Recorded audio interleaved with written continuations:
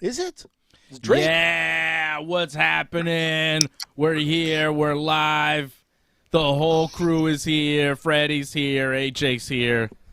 Big Daddy Dave is here. We're in the house. It's UFC 287. Happy Easter, man. Happy Easter. Happy Passover.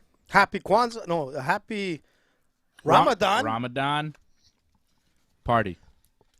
I got a crazy food take just to start the show. Let's do it. What is it? I'm starving, man. I came here. The end of a bag of chips is better than the beginning. Fred. See, I told you I wanted chips. I came here. I'm like, Dave, you got any chips? He's like, because no. I like when the chips are all like crumbled up, small. No, I don't like that. Those are the best, man. Oh, yeah, I like not that. for me, dude. That's strongly disagree. Yeah, me too. I strongly Beginning disagree, of the chip bag is the best. I thought you were going to say end of the chip bag is just garbage and you should throw it out, because that's how I feel. That's all those little fingers that are in there, all the nobody kid wants fingers, that. like snots and everything. Only my finger's been in it. I'm not worried about that. I'm just worried about it's just like tiny little bits that you got to pick up with your fingers. That. I want to pick up a chip with a hand and shove it in my face. Well, that's I don't want to do. That's what she said. I don't want to do all this like picking up crumbs. I don't want to eat crumbs, basically. And I feel like the bottom of the chip bag is crumbs, it's garbage, and I want to throw it out, but I don't because the best. It's super salty, super barbecue. Like it's the best part. It is where all the flavor falls. Exactly. That's where all the fingers have manhandled all those big chips and all the little pieces. Who is eating chips in your house? What is happening? Man, when you got kids in the house, man, I'm telling you, man. I don't let them get the bag of chips. I guess your kids are older. They can grab the bag of chips. 3 years old, man. Yeah, but the other one's bigger. Yeah, the other one's Put it in a bowl, man. You don't let anybody. Try, man. Exactly. Just put the chips in a bowl. Correct. Fred's right. But I don't know about this eating crumbs nonsense, Fred. You're starting the night off with a strange take that I'm not in favor of. Not sponsored by Coke. Which really worries me for the night. I don't know what's going on. I'm usually so Fred upset. and I agree on everything. We had a great show on Thursday without AJ. And now you're starting off tonight with this strange chip take that I don't know. And it's worse, Fred, because I came in here and the first thing I asked Dave is, man, like, do you got chips? I'm like, I need chips, man. I'm on a chips binge. And I'm hungry, man. And Dave doesn't have chips? I didn't have any chips. Listen, the last pay-per-view I came to, Dave catered the party like there was no tomorrow. We had chicken wings. We had 2 flavored chicken wings. Yeah, but you're in charge to bring. You're in charge of bringing food, man. My job, AJ, usually man. I do. I get like the KFC for the UFC, but I didn't have You're time, the guest. Man. I had like Easter duties, man. One time you brought KFC. Well, I was having a birthday party for my daughter that I was catering and taking care of today, so I didn't have time to cater this party. That's right. Happy birthday. This no UFC chips at a birthday party kind of crept up on me. Not like a real birthday party, just with the her grandparents and stuff. But man, I can't believe it's already a year, man. That's crazy. Yeah, she's a year old. It's crazy. I have 2 kids, and they're growing up. I must be an old man. What's happening? What happened to me? You are. I remember Fred when I was like, in my 20s and I didn't have kids. Remember Young, that? handsome. What happened? Fred remembers that. Fred knew me when I was in my 20s. I had no kids. AJ, you remember that too, right? I do. Oh, what happened? Now I'm like almost 40 and I have 2 kids. What the hell's going on? All right. It's all downhill. Shout out to everybody listening, man. Forget about that. UFC 287 is coming up here. We're about to watch the pay-per-view. Raul Rosas Jr., he's not old. He's very young. He's 18 years old. It's crazy, and man. he's going to kick off this pay-per-view. Christian Rodriguez missing weight. What? 137 for the 136 limit, so he gets taken 20% of his purse, which goes to Rosas. Rodriguez and Rosas will open up the pay-per-view. Then we got Kevin Holland against Santiago Ponzanibio, the pride of Argentina. Messi, who, I say. Messi. It's all about Santiago Ponzanibio. Man, don't mess with Messi.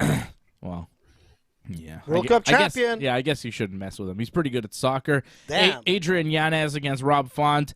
Then Gilbert Burns and Jorge Masvidal in the co-main event. And, of course, the middleweight championship, Alex Pereira and Israel Adesanya. The rematch. of rematch of rematches, right? This is the 4th time they fight in a combat sports arena, twice in kickboxing, once in MMA, and Pereira has won all 3 of those fights. Yet, Israel Adesanya is coming in as the favorite for the fight tonight. It's crazy, man. Israel Adesanya, well, I had the odds here with me a second ago, but he's the favorite. I know that. I'll give you the exact odds in a minute, but yeah. He could be the favorite, but I'm Who are you picking? Listen, man, I went with Pereira. We all went with Pereira. Listen, I love Israel. Israel is one of the greatest fighters in the game, but holy smokes, man. Like, he couldn't get him in kickboxing, and he could not get him in the first fight in MMA.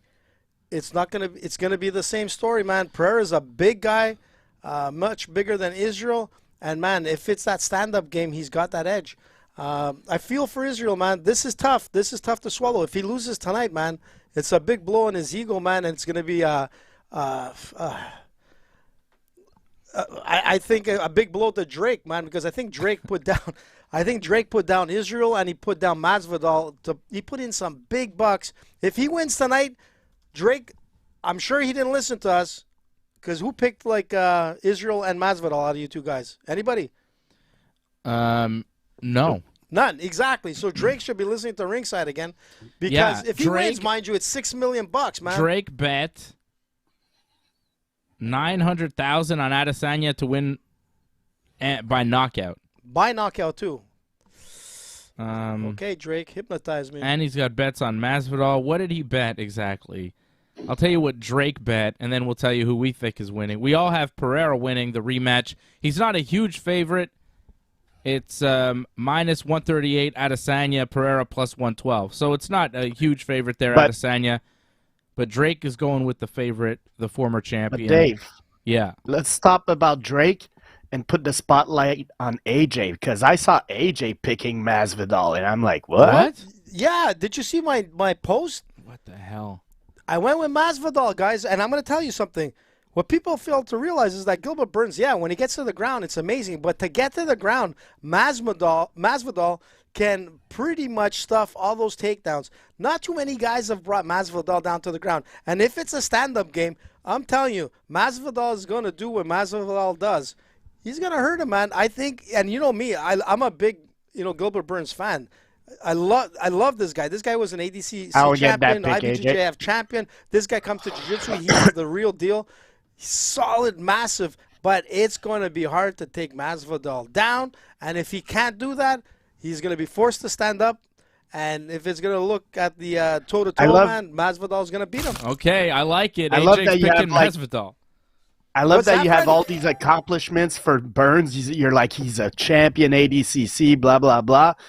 And you're picking Masvidal, who has, like, not at all the resume that Gilbert Burns has. Like, other than knocking out Ben Askren, what has Masvidal really done? So, yeah, we'll see. You didn't hear my rant on Jorge Masvidal, obviously, on Thursday night, where I basically said he was a joke and washed up in a shell of his former self.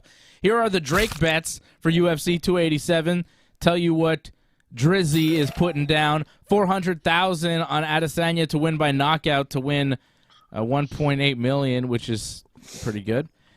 He also bet on Adesanya to win $500,000 on Adesanya to just straight up win, to win $885,000. Crazy. $200,000 on Masvidal by knockout to win $1.7 million. I mean, yeah.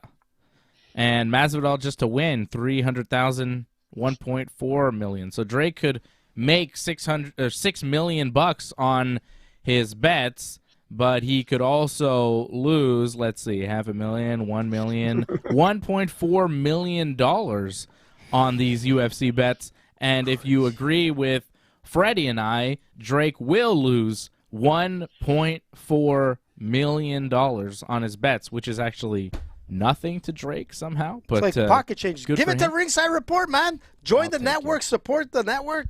Help us, man. Drake. Or just give us tickets to the show. No, screw the tickets, man. I want some money. Show me the money, Drake. I don't expect the man to just give us money. Why not, man? He's from like Toronto. Just listen to the show and pick the same picks we do, Drake. Yeah. Yeah. Listen to our show.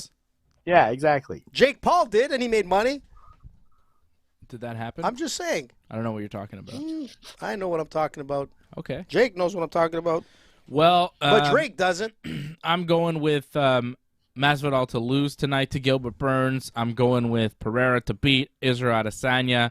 I'm going with Rosas here to beat Christian Rodriguez. This coming up first here. It's Raul Rosas Jr. taking on Christian Rodriguez. Rosas 7-0, just 18 years old. Crazy, man. Signed to the UFC at 17, and he's making the walk right now. And he's making good money for 18-year-old, man. Into the octagon. Rosas a big favorite. Well, for sure he is. He's making a lot more than I was making at 18, man. I'll tell you that much. But look, Freddie, this is his second fight. He's coming in on a pay-per-view, man. He's got, like, so how great much sponsors. is he making? He's not getting sure any what the purse pay-per-view is, but points. I'm sure it's going to be good. And if he wins, his career is looking very, very bright. I mean, the kid has all the attributes to be like a success story. You know, I hope it doesn't go the ways of like some of the fighters of the past, man, that we saw, like Sage Northcutt and all that kind of stuff that came in and were like so much hype, and then all of a sudden, boom, you know, he got his career blown away. But this kid, man, he's a little bit different. I think if you start at 18, you're basically done by 30. Yeah, pretty much. Like if you start at 18 in the UFC, just the wear and tear on your body, at 30, 32, maybe max, I don't know if you can keep fighting.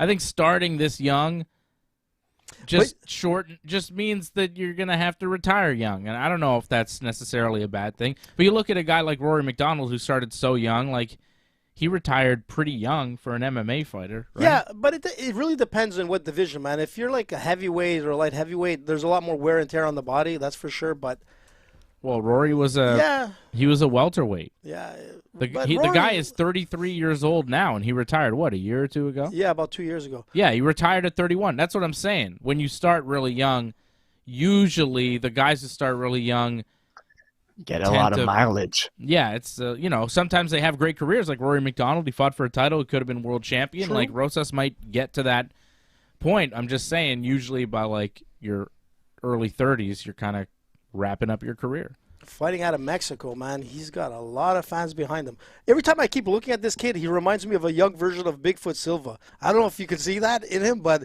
he's got the same face, man. A little bit. He doesn't have the size of Bigfoot, but he's got the look. So far tonight at UFC 287, before we get this first fight started, as Buffer does the introductions for Rosas and Rodriguez, we had Sam Hughes with an upset win over Jacqueline Amorim, who made her UFC debut. She was undefeated, and she lost by unanimous decision. Had a good first round, but Hughes came back in the second and third to win 29-28 on all the judges' cards. Steve Garcia with a upset victory over Shailan Nurdenbecki by TKO in the second round. Very impressive fight there from Garcia. Ignacio Bahamondes beat Trey Ogden by decision.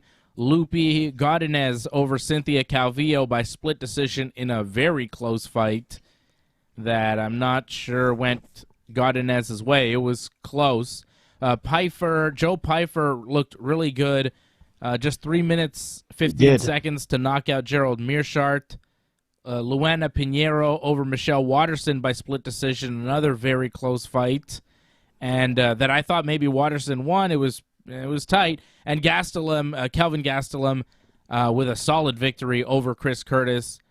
He looked really good, really sharp, good kicks, good punches. He outstruck Chris Curtis. He had better speed, better movement, and a great gas tank over 15 minutes. Gastelum looking really good tonight, which surprised me because I had Curtis on my parlay. So Gastelum busted my parlay. I've been researching because AJ with always his AJ Facts said that Raul Rosas was making a lot of money, or what did he say? I said he's making a lot more money than I was at 18, and I'm sure he's making good money for his like second fight in the UFC. So for his first fight, he got 10-10, which is basically 10,000 to show and 10,000 to win. And after his win, he asked Dana for the 50 grand bonus, which he got because he needed to buy a minivan for his mom. Yeah, but this is not a guy that's a millionaire, man. If he has to ask Dana, not yet, Freddie. Yeah, all but right, Fred, man. still, I'm just saying, man. Could you buy a minivan for your mom at 18? I could. I mean, this is the biggest professional league of fighting, man. I would hope that all their fighters should be able to buy a minivan to their mom. Rosas looking good, pushing Rodriguez up against the fence so Not far. COVID. A lot of clinching right now against the fence. Rodriguez has just reversed the position though, pushing Rosas up against the cage. He's got double underhooks on Raul Rosas right now. Rosas pummeling under, regaining the underhook, pushing Rodriguez against the fence, looking for a low single. He's gonna get it. Kid. He's got that single, and let me tell you, He's Rodriguez is a good grappler, man. If it gets to the ground, we'll see how it works. But Rosas is going hard for this now. High single leg be here. Be careful with the elbow there. Oh, nice. He gets him. No, he gets him. He's gonna get it. Wow, yeah, that was a nice setup. Relentless. Once he got that leg, he was pretty tight on it, man. But it was a bit dangerous because he's in the perfect position to get elbow, which he did. But he reversed it, and let's see what he does. Oh, he's gonna tap him. Rosas had side control. Oh. Rodriguez tried to get back to his feet. Rosas locked up a guillotine in the scramble, but now Rodriguez looking to pass into side control. He has, and he's escaped the guillotine, and now he's on top of Rosas. Rosas gets back to his feet. Yeah, Rosas worked hard for that takedown, but wasn't able to quite get much with it, but they're still in this scramble now. Rosas has got a body lock looking to take Rodriguez down.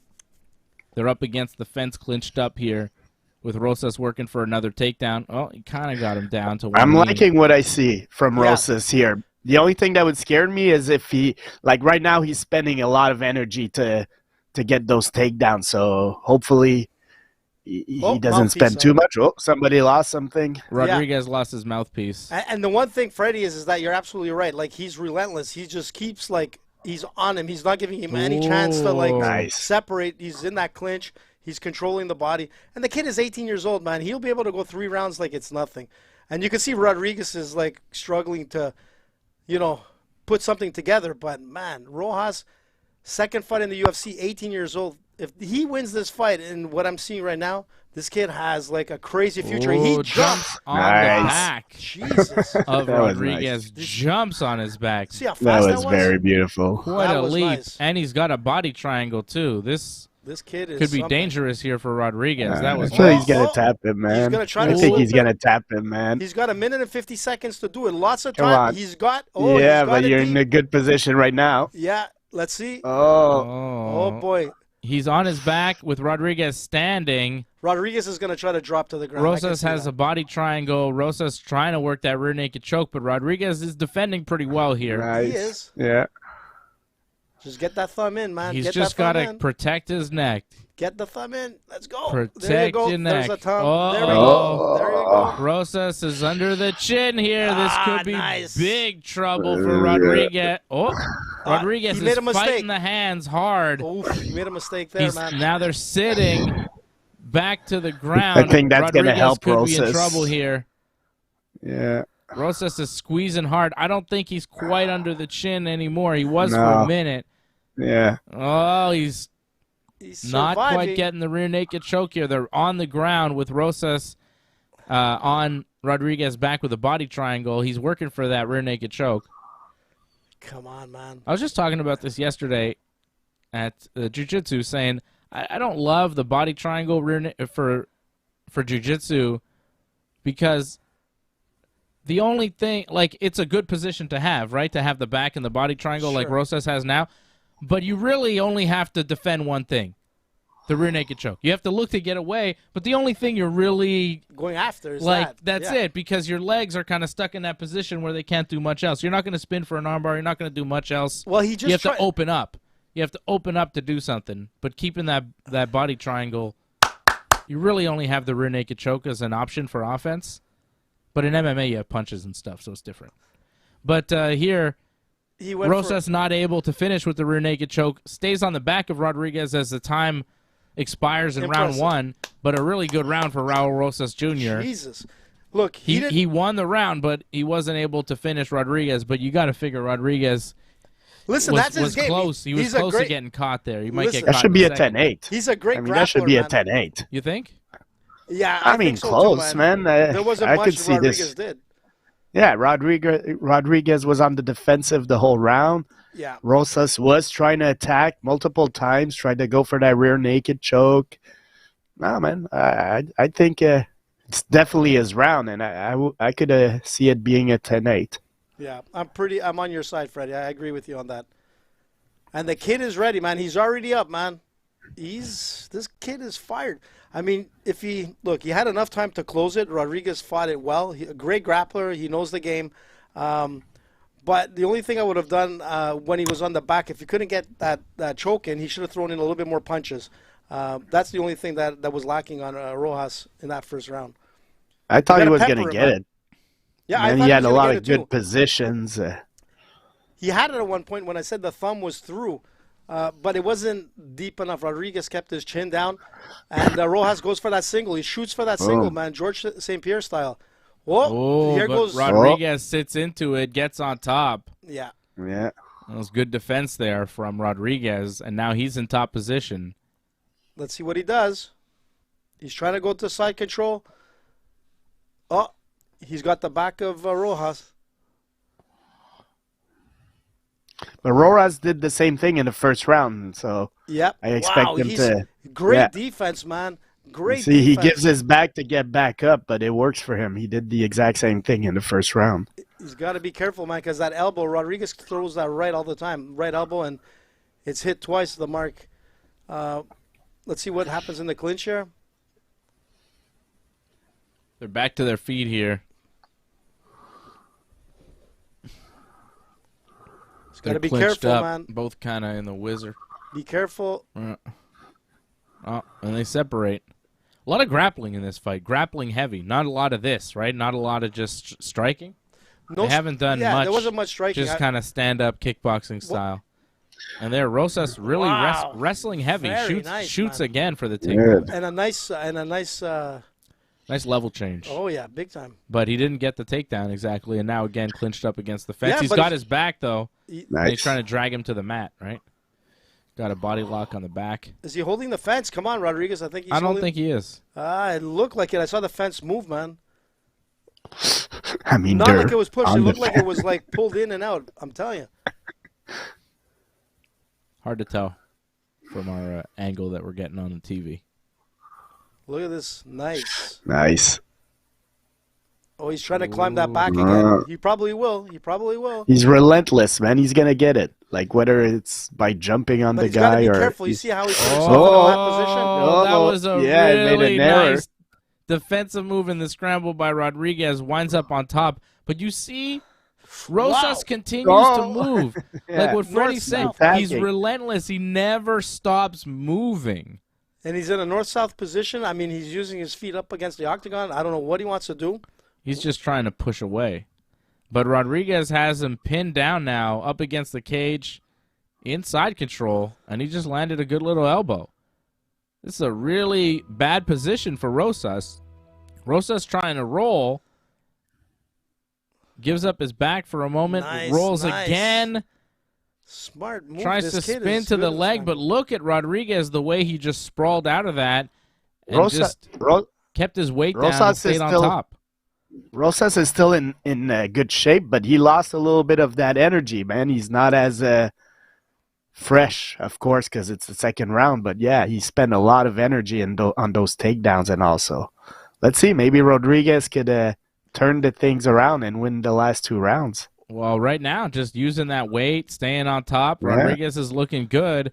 Inside control as Rosas tries to roll. Oh, he's grabbing the fence there, Rodriguez. Yeah, he was there grabbing there. Yeah. See, who's the ref? Before, man. Rosas not able to escape, though, and Rodriguez takes his back. Rosas looking to roll, but Rodriguez has got his back. Oh, he's tired, man. Rosas is starting to feel it. Uh-oh. This could be trouble for Rosas here.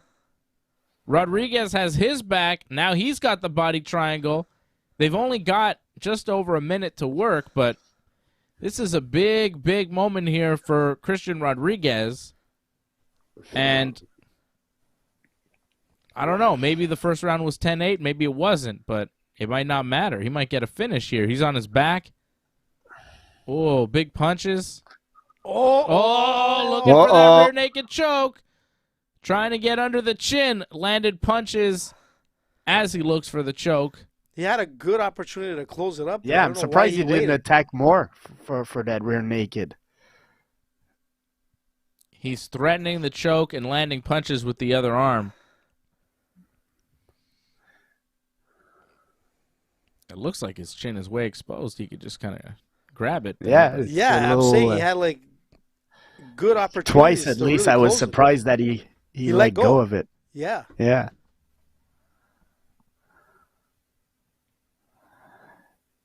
Rojas is just trying to. Rosas is just trying to survive here. Yeah. And he's going to. But this is a good round for Christian Rodriguez. I think it's a round each. I don't know if the first round was 10-8. You guys said it was 10-8. I'm not sure. I think that was a 10-9. I think this fight is tied. I mean, if anything, Rodriguez was just as dominant in the second round as Rosas was in the first. Maybe not as much, but wasn't much of a difference. Hallelujah, man. It's a good fight. It's a good test for Rosas. Like I was saying, step up big time, no doubt I was saying on the show, I was like, man, Rosas, I think is a heavier favorite than he should be because he's got hype behind him. But because Rodriguez is a tough fighter and he's a real test. Rosas could definitely win this fight, though. This is look, one round apiece. He's fighting anybody's very well, fight Dave. right now going into the third. If anything, he needs to learn from this fight is maybe to pace himself, because that second round he didn't seem to have the same energy as the first. But man, that first round he was so aggressive on the takedowns and all. It's hard to do that for 15 minutes. But he still did very well in the second, considering. I mean, he was still attacking. He had like Rodriguez on the ground. He messed up at the end there, but he still was able to survive. They're throwing a little bit more punches in the third right here. Ross now he's trading. Landed right on Rodriguez's chin. Let's see what happens. Oh, a Superman punch by Rojas. You keep saying Rojas. It's Rosas. Rosas. Yes, I made the error once also. He's not related to Mel. Great Expo pitcher, Mel Rojas. That was a good pitcher, man. They're doing some kickboxing now. Nobody's shot in. Oh, nice. Nice left hand there from Rodriguez. I like that he's trading a little bit more, Rosas, but I'd like to still see him attempt to get the takedown, and there he goes. Yeah. He almost got it. Yeah. As you say it, he shoots in, but Rodriguez sprawls very well. But his duck under is so fast as well, so he was able to almost take his back again. They're back on their feet. Rodriguez defended that takedown. I think you're right. Rosas doesn't have quite the same pop on his takedowns that he did earlier in the fight. And there he is shooting again from way out. Like, that was telegraphed. Rodriguez saw it coming a mile away and sprawled easily. And if this round goes this way, he's going to win this round also, Rodriguez, because he's controlling the center. Rosas' takedowns are weak at best. And so Rodriguez is just pushing him like he wants. So I don't know. Rodriguez now tossing Rosas down to the mat. Lands in full mount. And now I'm just happy I didn't put it on my parlay. Yeah. Rosas is working really hard to roll away from Rodriguez, but he is now flattened out, stomach on the mat, belly down. This is the dead zone here. This is where Rodriguez could pound him out and finish him. He has got him flattened out. And he's not going to lose that position. No. Not a good position to be in, man. Christian Rodriguez is all over him. For the rest of this fight, Rodriguez is going to be on top of Rosas. Oh, yeah. This is I don't think hard Rosas to is getting out. Yeah. Oh, nasty elbow to the side of the head. Close to the back of the head, too, Dave. But it was on the side. It was close. Whoa. You know, that's Rodriguez's big mistake here. He should have stayed on his back and kept throwing punches. He's still on his. You mean Rosas? You're saying? No, Rodriguez. Yeah, he's on his back and throwing punches when he was right really now. on top, he was able to throw. This is not as effective as he was just prior to this position. I mean, big elbow. He's not losing for the rear naked choke. Man. You throw punches to open up the submission. 2 minutes. This is smart work. Rosas is not even trying to get out. He's just trying to get the less damage possible. Like, he's surviving. So Rosas is not making any attempt to trying to reverse the situation or anything. Yeah. He's defending the submission attempts and trying to block as many punches as he can. He's trying not to get finished. Yeah, exactly. He's not making a big attempt to get out of the body lock or get to his feet. He's just trying not to get finished in this position. And Rodriguez is, you can't blame him either, because he's fought nearly 15 minutes here with Rodriguez, who's come in game for this fight, ready to go. Sucks, man. Some great takedown defense and some really good counter wrestling from Christian Rodriguez won him this fight. Rodriguez is winning this fight. It's a learning experience, man. Rosas is still the very talented young guy, but this is going to be a good learning experience, man. Don't underestimate anybody, and pace yourself and work on your flaws, man. Yeah, I agree with you, Fred. It's the pace, man. He came out like a lion in the first round. I thought he was going to be able to carry it through the other two rounds, but you can see that this third round, he's gassed, man. He looked good in that first when he jumped on his back. He had the body triangle. It looked like he was maybe going to get that rear naked choke, but he wasn't able to finish it out, and then here we are. He seems to have lost the last two rounds. Yeah, it's a hard pace to keep for 15 minutes. Yeah.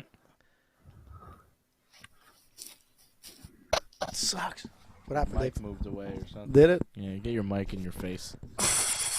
That's what she said. He's making him stand. What is he, crazy? No, Rosas rolled out of it. They're standing. There's not much time left. 10 seconds to go, man.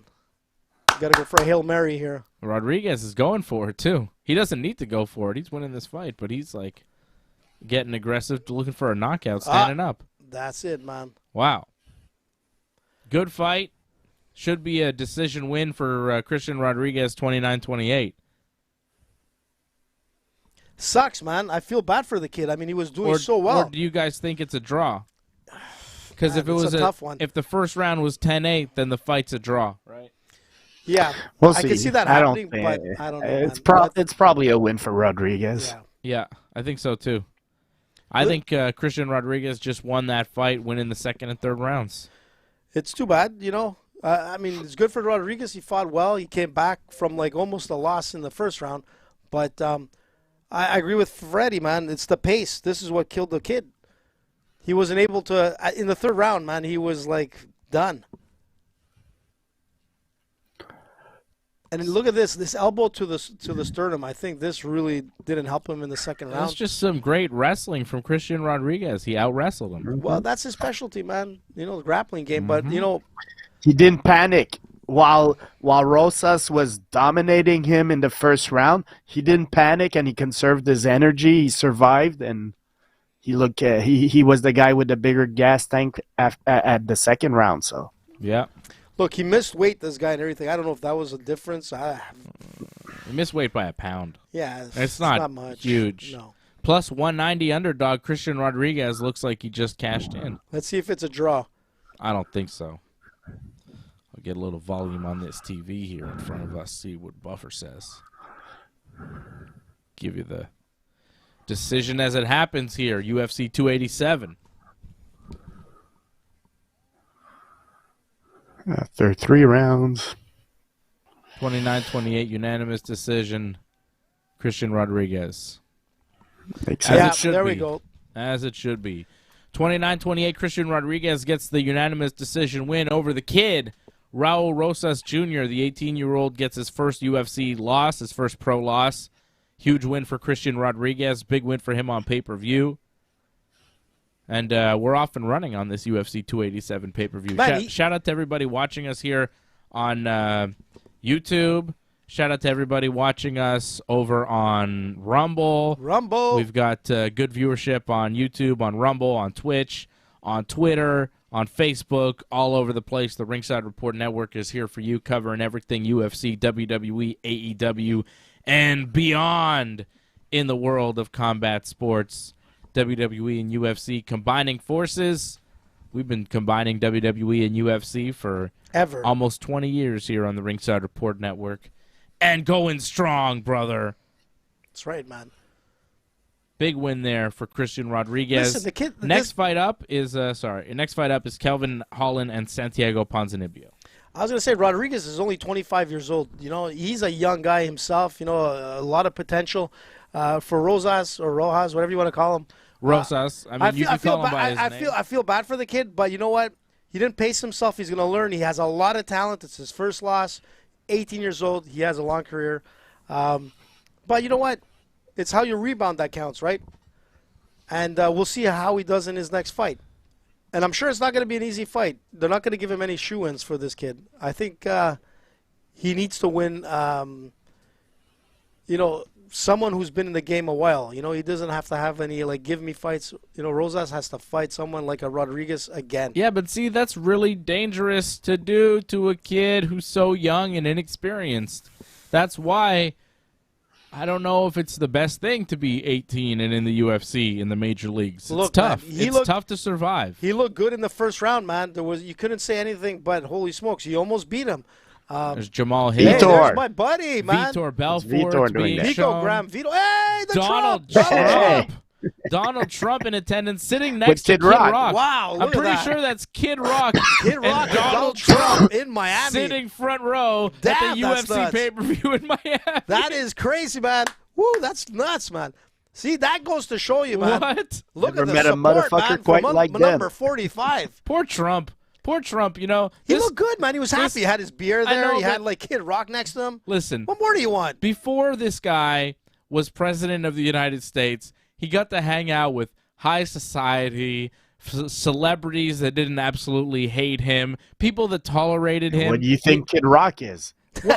Well, Kid Rock is such a shitty, low-grade celebrity. Like, what are you that's talking what I'm about? saying. It's Kid Rock, man. Trump mess with Rock. Trump used to be A-list. Now he has to hang out with these, like, washed-up rednecks. What are you talking about? It's Kid Rock, shooting man. beer cans for no reason, like an idiot. I'll hang out with Kid Rock. I'll hang out with Kid Rock anytime. Yeah, come on. Come on, Dave. Don't be that guy. Listen, Kid first of all, man. Listen. When did he do Cowboy? Like, come on, man. It's like that's a classic. Kid Rock hasn't been relevant since American Badass. Kid Rock, man. Kid Rock has not been relevant since like 2002. NASCAR and Kid Rock, man. What more do you want, Dave? I mean, Kid Rock sang with Sheryl Crow, man. Come on, man. Come on, Dave. So, Dave. What is it? Good showing by the. That's what I call a party over there. Miami, they're showing us Rory. Oh, this fight is going to the Hall of Fame. Is that it? I'm actually complimenting Donald Trump. You guys don't realize it. I'm saying that because he is now this redneck icon, he has to hang out with other redneck icons like Kid Rock. Like, he could have been hanging out with, like... With who, man? I don't know. Like Britney Spears? Yeah. Come on, Dave. Real celebrities, you know? Stormy Daniels, you know? Fun celebrities. I'm sure a lot of people hung with her or hung within her. Oh, jeez. I mean, you really I'm just had saying, to, man. Like, I knew Listen, what you man. were saying. I knew what you were saying with hung with her, and then you just took it a step further. It's like, yeah, I got it. I got what you're saying. I'm sure guys took more steps You took it forward. to an unnecessary place I didn't need to go. You know? Donald Trump, the man at the UFC pay-per-view, former president of America. That's awesome, man. At least he's supporting, like, the UFC, man. And WWE. Remember, he's a Hall of Famer of the WWE. Is he supporting the UFC or is he getting free tickets? He's probably getting free tickets that he could very easily afford. Listen, man. Another celebrity. I mean, he's not the only one to get free tickets, man. I know. A lot of I've got many free tickets to UFC shows. I'm not complaining. But I mean, many of these celebrities that could afford, many of these celebrities that could afford tickets get free tickets also. Yeah, that's true. You're not wrong about that. I'm just joking around. I can't believe Vitor's there, man. Belfort's there as well, man. How come they gave Vito free tickets? Are you going to say no to Vitor? Who did he ever beat? Listen, man, are you going to go up to Belfort and say, listen, Mr. Belfort. You got to pay for these tickets, Vitor. You're a legend of the sport. You're one of the pillars of MMA. If he doesn't Versa climb the shit out of you, he's going to picogram the shit out of you. Vitor is super jacked right now. Do you see how good he looks, man? Vitor is on all TRT, this stuff. Man. You name it. TRT and every T's and R's in there, man. He's taking everything. It looks fantastic, man. Vitor's actually the most dangerous man alive right now. Pretty much, man. I agree with you on that. He might be. I remember when I saw him like at the Bell Center. I remember he was looking at me. I was looking at him. I'm like, why do I know this guy? Oh, it's Vitor. It's Vitor Belfort, baby. Yeah, man. Because I was wearing my Brazilian top team, you know, so he obviously, you know, he's a BTT guy, man. I remember one time I was at a UFC show and I saw this guy. He looked like a real douchebag, and he had a hood on and he had sunglasses on, and it was real dark because it's a UFC arena and all the lights are pretty down. Like, the lights are not bright in the UFC show, and he's wearing like sunglasses. I'm like, how are you seeing? He looked like a real idiot walking right by me. And who was it? It was The Situation from Jersey Shore. What? Man, he would have been fun to get on the show. It was pretty great to see The Situation. Look, they're giving a stand-up for Robbie Lawler, man. Robbie Lawler's there. Look at him, man. One time I saw Anthony, and Cowboy Cerrone, man. Anthony Bourdain at a UFC show. Anthony Bourdain, man. I miss that guy. And I was on crutches at the time because I broke my foot. You should have stuck with jiu-jitsu, man. It was warming up for jiu-jitsu. I slipped on the mat and busted my foot. And I saw Bourdain from distance, and I just saw him. And it was before he was on CNN, so he wasn't like a big celebrity. He was on like Discovery Channel or whatever. But he was at the UFC, and I yelled out, "Anthony!" I don't know why. And he turned around and looked at me, and I just go, "Yeah, man." Did he acknowledge and you? I go, "Thumbs up." And he looked at me, he was like, "Yeah." That's Bourdain, man. But people didn't seem to be recognizing him because I don't think he was super famous, but I watched his show No Reservations. I never watched the CNN thing, but I liked him on Discovery Channel. He was amazing, man. He was a jiu-jitsu guy, man. Rest in peace. Listen, rest in peace, man. He should have stuck with jiu-jitsu. I think, like, when he stopped doing jiu-jitsu, things went a little south. Yeah. You know, honestly, when you look at it, like, if you look at his life line there, and, you know, he was doing really well. He was a blue belt in jiu-jitsu. If I'm not mistaken, he won a gold at the IBJJF World Championships. This guy was there. Yeah, he was on the podium, man. He had things going. Damn, it's a big loss, man. Sad. He is. Big loss. Are we going to get another fight here? This last fight went to decision. You would think that the next fight would be ready to go, but hey, listen, man. They're talking. They're doing a lot of jibber jabber. Do you notice something, Dave?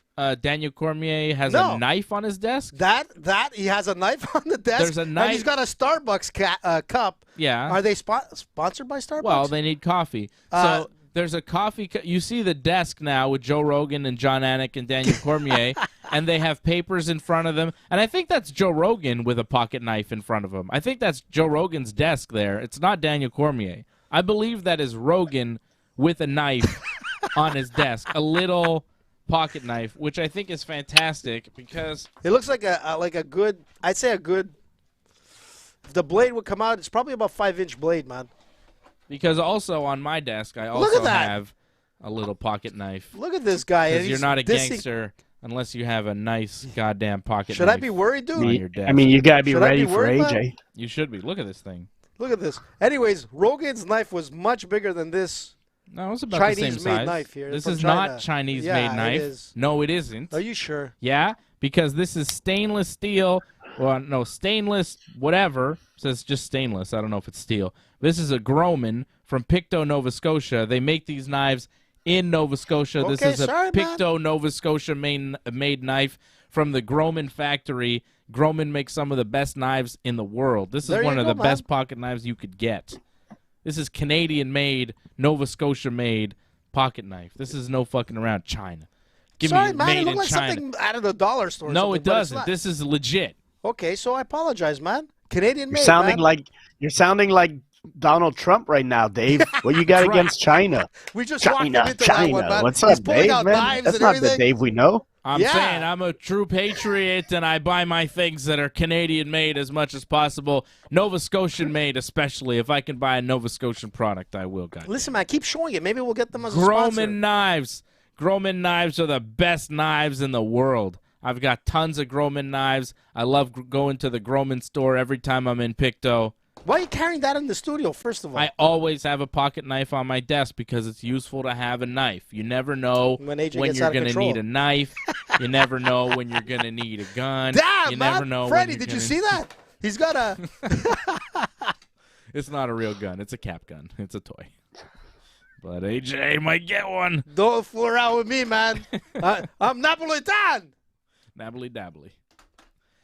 Stronzo, Napolitan. Are they doing Hall of Fame stuff or something? Why were they showing Robbie Lawler? Because are they putting him in the Hall of Fame? Man, he deserves it, His man. his fight with Rory is going to That the was Hall one of of the Fame. best, man. Was Rory there? That's funny. We're just talking No, about Rory. I didn't. He wasn't there. Listen, I they didn't should see have Rory, Rory. man. Rory was one of the greatest fighters that stepped away from the UFC. While we're waiting for Ponzanibio and Holland to make their way, I could show you our parlays, which are All dead. pretty much dead, garbage parlays. I'm still alive. Fred's still alive because Fred's parlays always win somehow. Hasn't started. I had Curtis. He lost to Gastelum, so there it goes. And I also have Burns and Pereira, but, whatever. AJ had Rosas. He just lost, so AJ's parlay's busted. I like that our parlays just die immediately. And then you've got Yanez, Holland, Mazvidal, and Pereira. You've got Holland in this fight. I've got Ponzanibio, as does Fred. Fred has Ponzanibio on his parlay, and he has Pereira as well. So he's got the Ponzanibio-Pereira double P parlay, 2 underdogs with a pretty good payout over at bet99.com. Use that promo code RINGSIDE when you sign up, and you'll get a matching deposit bonus of up to $600. So Fred's parlay is still alive, and it hinges on this next fight. Ponzanibio coming in as the underdog. Santiago Ponzanibio plus 200, Holland minus 250. I just can't trust Kevin Holland. You never know who's going to show up when Kevin Holland shows up. If he shows up, man, it's going to be an exciting fight. He hasn't looked serious, though. He doesn't seem to fight serious. But he comes out and he does amazing I'll be right things, back. man. I gotta steal chocolate from my kids. What are you, Napolitan? He's nabbly-dabbly. But that's the thing with this, man. It could be fight of the night, man. If they stand up and they start trading, man, it's going to be super exciting. I went with Holland for the win because I have a lot of faith in him. Every time I see him fight, man, I look and he's just so creative, man. He's got everything going. But Ponzanibio, man, he's tough to beat, man. It's going to be interesting. I put it on my parlay, but au revoir. 16 wins by knockout, 6 by submission for Ponzanibio. Santiago Ponzanibio, man, the Ponzi scheme. He's hard to beat. Ponzi, 10 years. 10 years? If you get caught with the Ponzi scheme. You get 10 years? Minimum 10, man. How do you know that? Have you investigated how long you're going to have to do for your Ponzi scheme? I don't think you're sophisticated enough to run a Ponzi scheme. No offense. I don't think I am either. I don't know how to start a Ponzi scheme. You ask too many questions. I don't really think I understand how a Ponzi scheme even works. There's only 4 questions on Passover, but good one. 4 questions. But I like that you're saying, what's all the questions? What do you think this is Passover? You seem to have a basic knowledge of Passover, which is not bad because Fred didn't seem to know anything about it. Freddie don't care, man. He doesn't care what religion it is. He only knows one thing. He thought matzah was like a weird foreign food. I was like, it's basically, it's a cracker, Fred. It's not like anything weird, I was like, Fred, you ever had matzah? He's like, no, I don't. Did he tell you if you could put like peanut butter on it?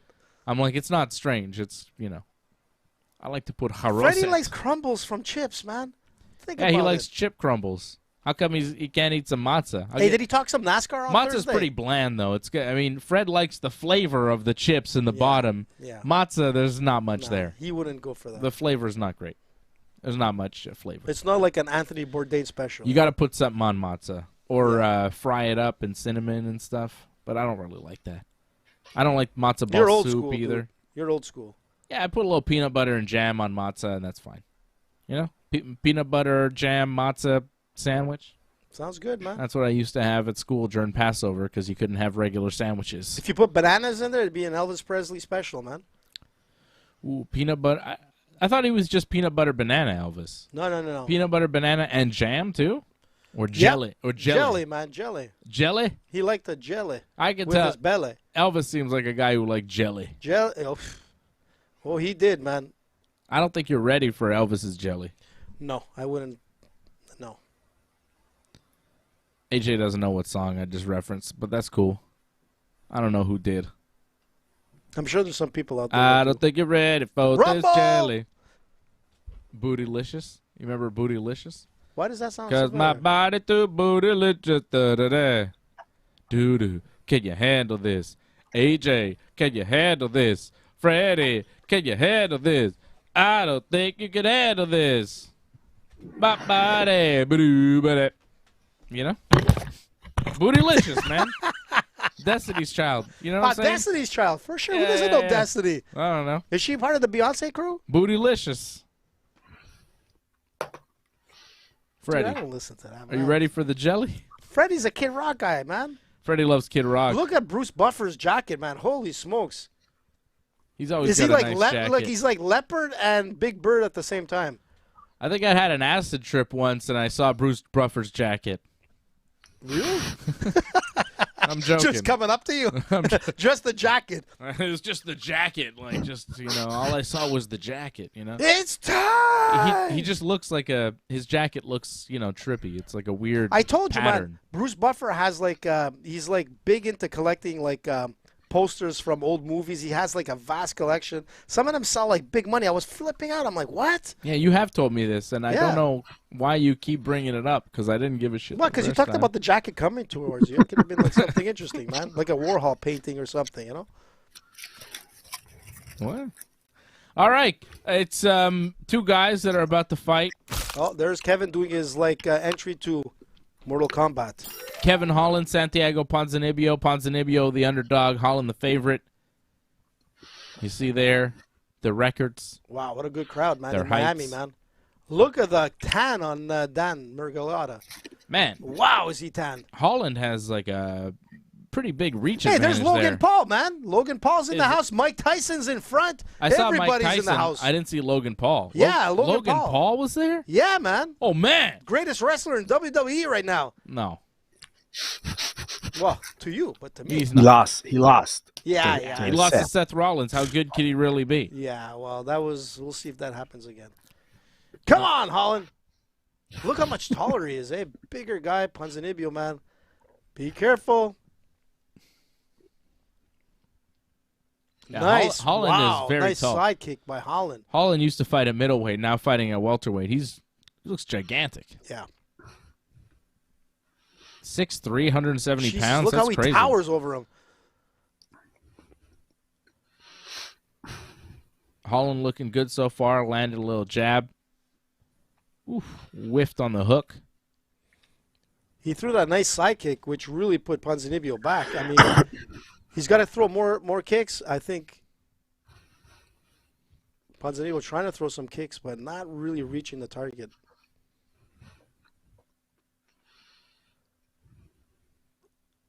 Yeah, well, he's having trouble touching Kevin Holland because Holland is so much longer than him. And he's throwing that everything. reach is huge. Like, Holland looks so much taller than Ponzanibio here. He's throwing interesting kicks. He threw a stomp kick. The side kicks keep hitting the mark. I mean, Ponzanibio's not doing bad still as of yet. I think he's getting the kicks on the inside. He's getting his shots in. Legs, yeah, like they're touching, But He landed a couple leg kicks there. But the thing with Holland, he keeps moving around, man. He's circling. Oh, beautiful. To see that elbow that he threw? Yeah. Very nice move by Holland. Oh, nice jab. Off balance, Ponzanibio. But I think that's because Ponzanibio was on one foot throwing a kick. Still, man. And Holland caught him with the jab. He's fast, man. Yeah. I feel every time I pick against Holland, he wins, and every time I pick Holland, he loses. Yeah, I feel the same way. That's why, man, I went with Holland this time. But the fight is still early, man. 2 minutes and 40 seconds to go. There's a lot of fight left. Yeah. Anything could happen, man. You've seen Holland look really good and then put himself in danger and lose a fight. Well, a lot of times. Like, he'll do things, you're like, why you do that? But a lot of times he was talking like there was no tomorrow, man. That was his biggest thing. Do you notice one thing he doesn't do anymore? He doesn't yap like he used to. He used to yap so much. He beefed with Jorge the whole week. Yeah. No, but in the octagon, Freddie, he used to yap and never stop, He had that one fight, I think it was with Brunson, where he just kept getting taken down and he was talking. Was that the one?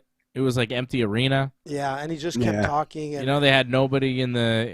And you could hear him clearly, man. It was. Yeah, you could hear him talking the whole time, and I think he knew that, and he was putting on a show more than he was fighting. It was weird. But he's not talking at all now. He's just fighting.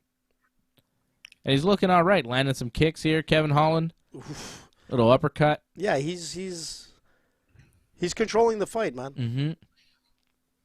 He hasn't landed a ton. Neither guy has really landed much, but Holland seems to be landing the cleaner shots. A lot of circling, a lot of just trying to find the distance from both guys. Oh, there's Ponzanibio leaping in with a few punches.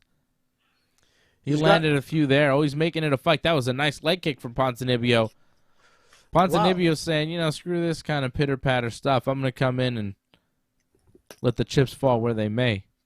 Ponzanibio getting a little more aggressive here towards the final minute. Oh, nice right hand from Ponzanibio.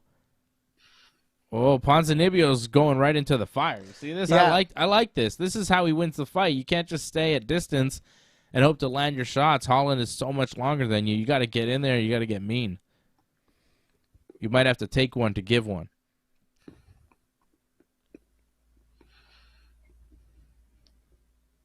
There you go. Oh, that was a nice left from Ponzanibio. Yeah. Nice kick. Santiago Ponzanibio now. And he keeps throwing these slaps. I don't know if you notice. He's got like a very open hand, Yeah, like Holland defense. just looked for a slap and there. throwing like the Stockton slaps every once in a while. Oh, Ponzanibio's got a leg. Wow, what's he trying to do there? I don't know. I think he dropped down. Was he trying to go for a leg lock? I don't know.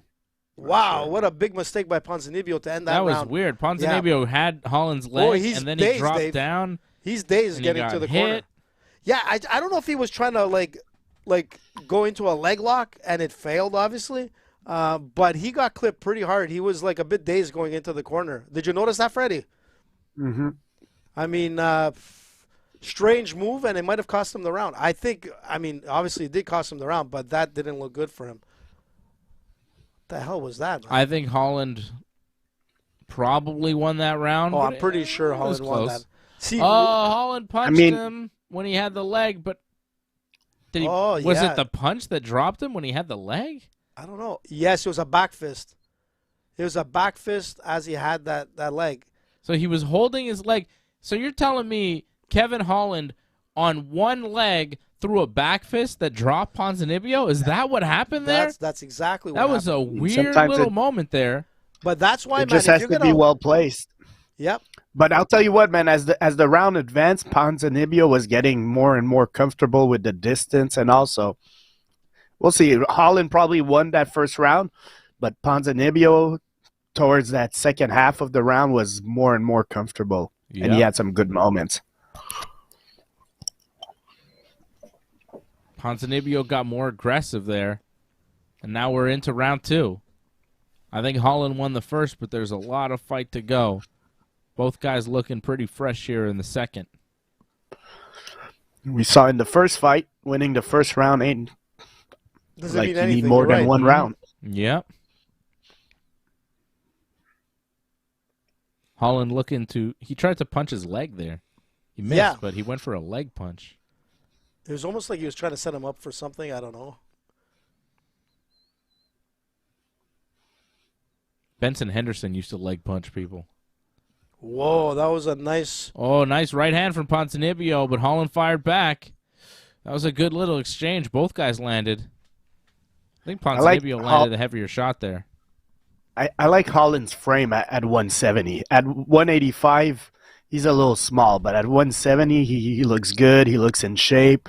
That should be his division. Yeah, he looks like he's fitting well in this division. Still 3 minutes and 30 seconds to go. There's a lot of time left. Yeah. See, Ponzanibio is getting a little nervous to get in like he did in the first round. To be 6'3" and have an 81-inch reach at 170 pounds. It's crazy. It's big, man. It's going to help. To make 170 at that height and length is something. You don't see it very often. So Holland's got advantages there, but he's really using them in this fight so far. Yeah, he's keeping his distance well. He's playing a smart fight, man. Mm-hmm. He's not overcommitting. He's doing what he needs to. Ponzanibio has to commit, or else he can't get on the inside. But Yeah. once he does, the thing with Holland is he throws these nasty elbows. And if they catch, man, it's going to be bad for Ponzanibio. Holland's got power from a lot of different angles. Yeah. We saw that in the first. We saw that in the Jacare fight there, where he knocked him out from his back. Yeah, he's got a very, Wing Chun kind of style, Kung Fu. Ooh, kind of weird, nice right hand from attack. Ponzanibio there. Nice kick.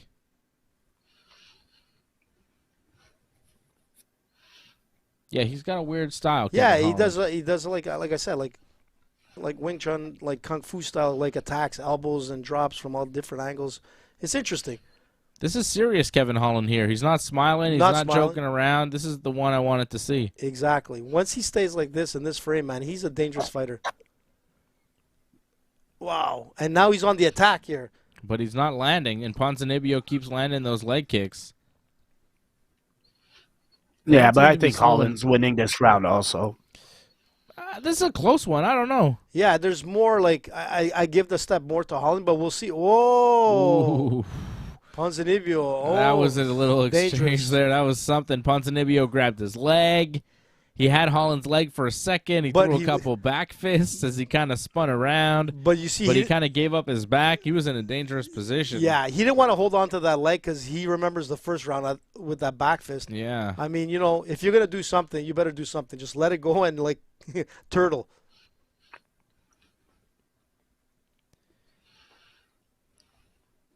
Those leg kicks keep landing there for Ponzanibio. Yeah. Holland is Nice looking jab a there little from bit more Holland. like... Well, Holland's doing a lot of this kind of showboating. He's landing some, but not a ton here. Nice. But I mean, the leg kicks from Ponzanibio don't. There you go. That was a nice right hand from Holland. Yeah, it's hurt him. That was a big one.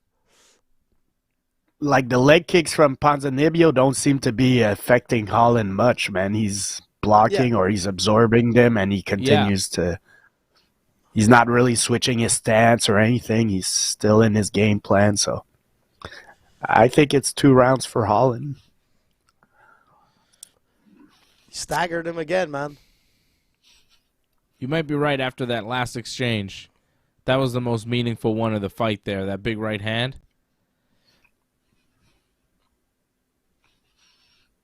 I think it's close. There's the elbow. That I was was telling you. nice elbow there from Holland. Very dangerous, his elbows. Since that right hand landed, Holland's been in control of this fight. Yeah, you could see. Ponzanibio's just a step behind. You see how flat his foot is? He threw that punch, and he just kind of sailed with it.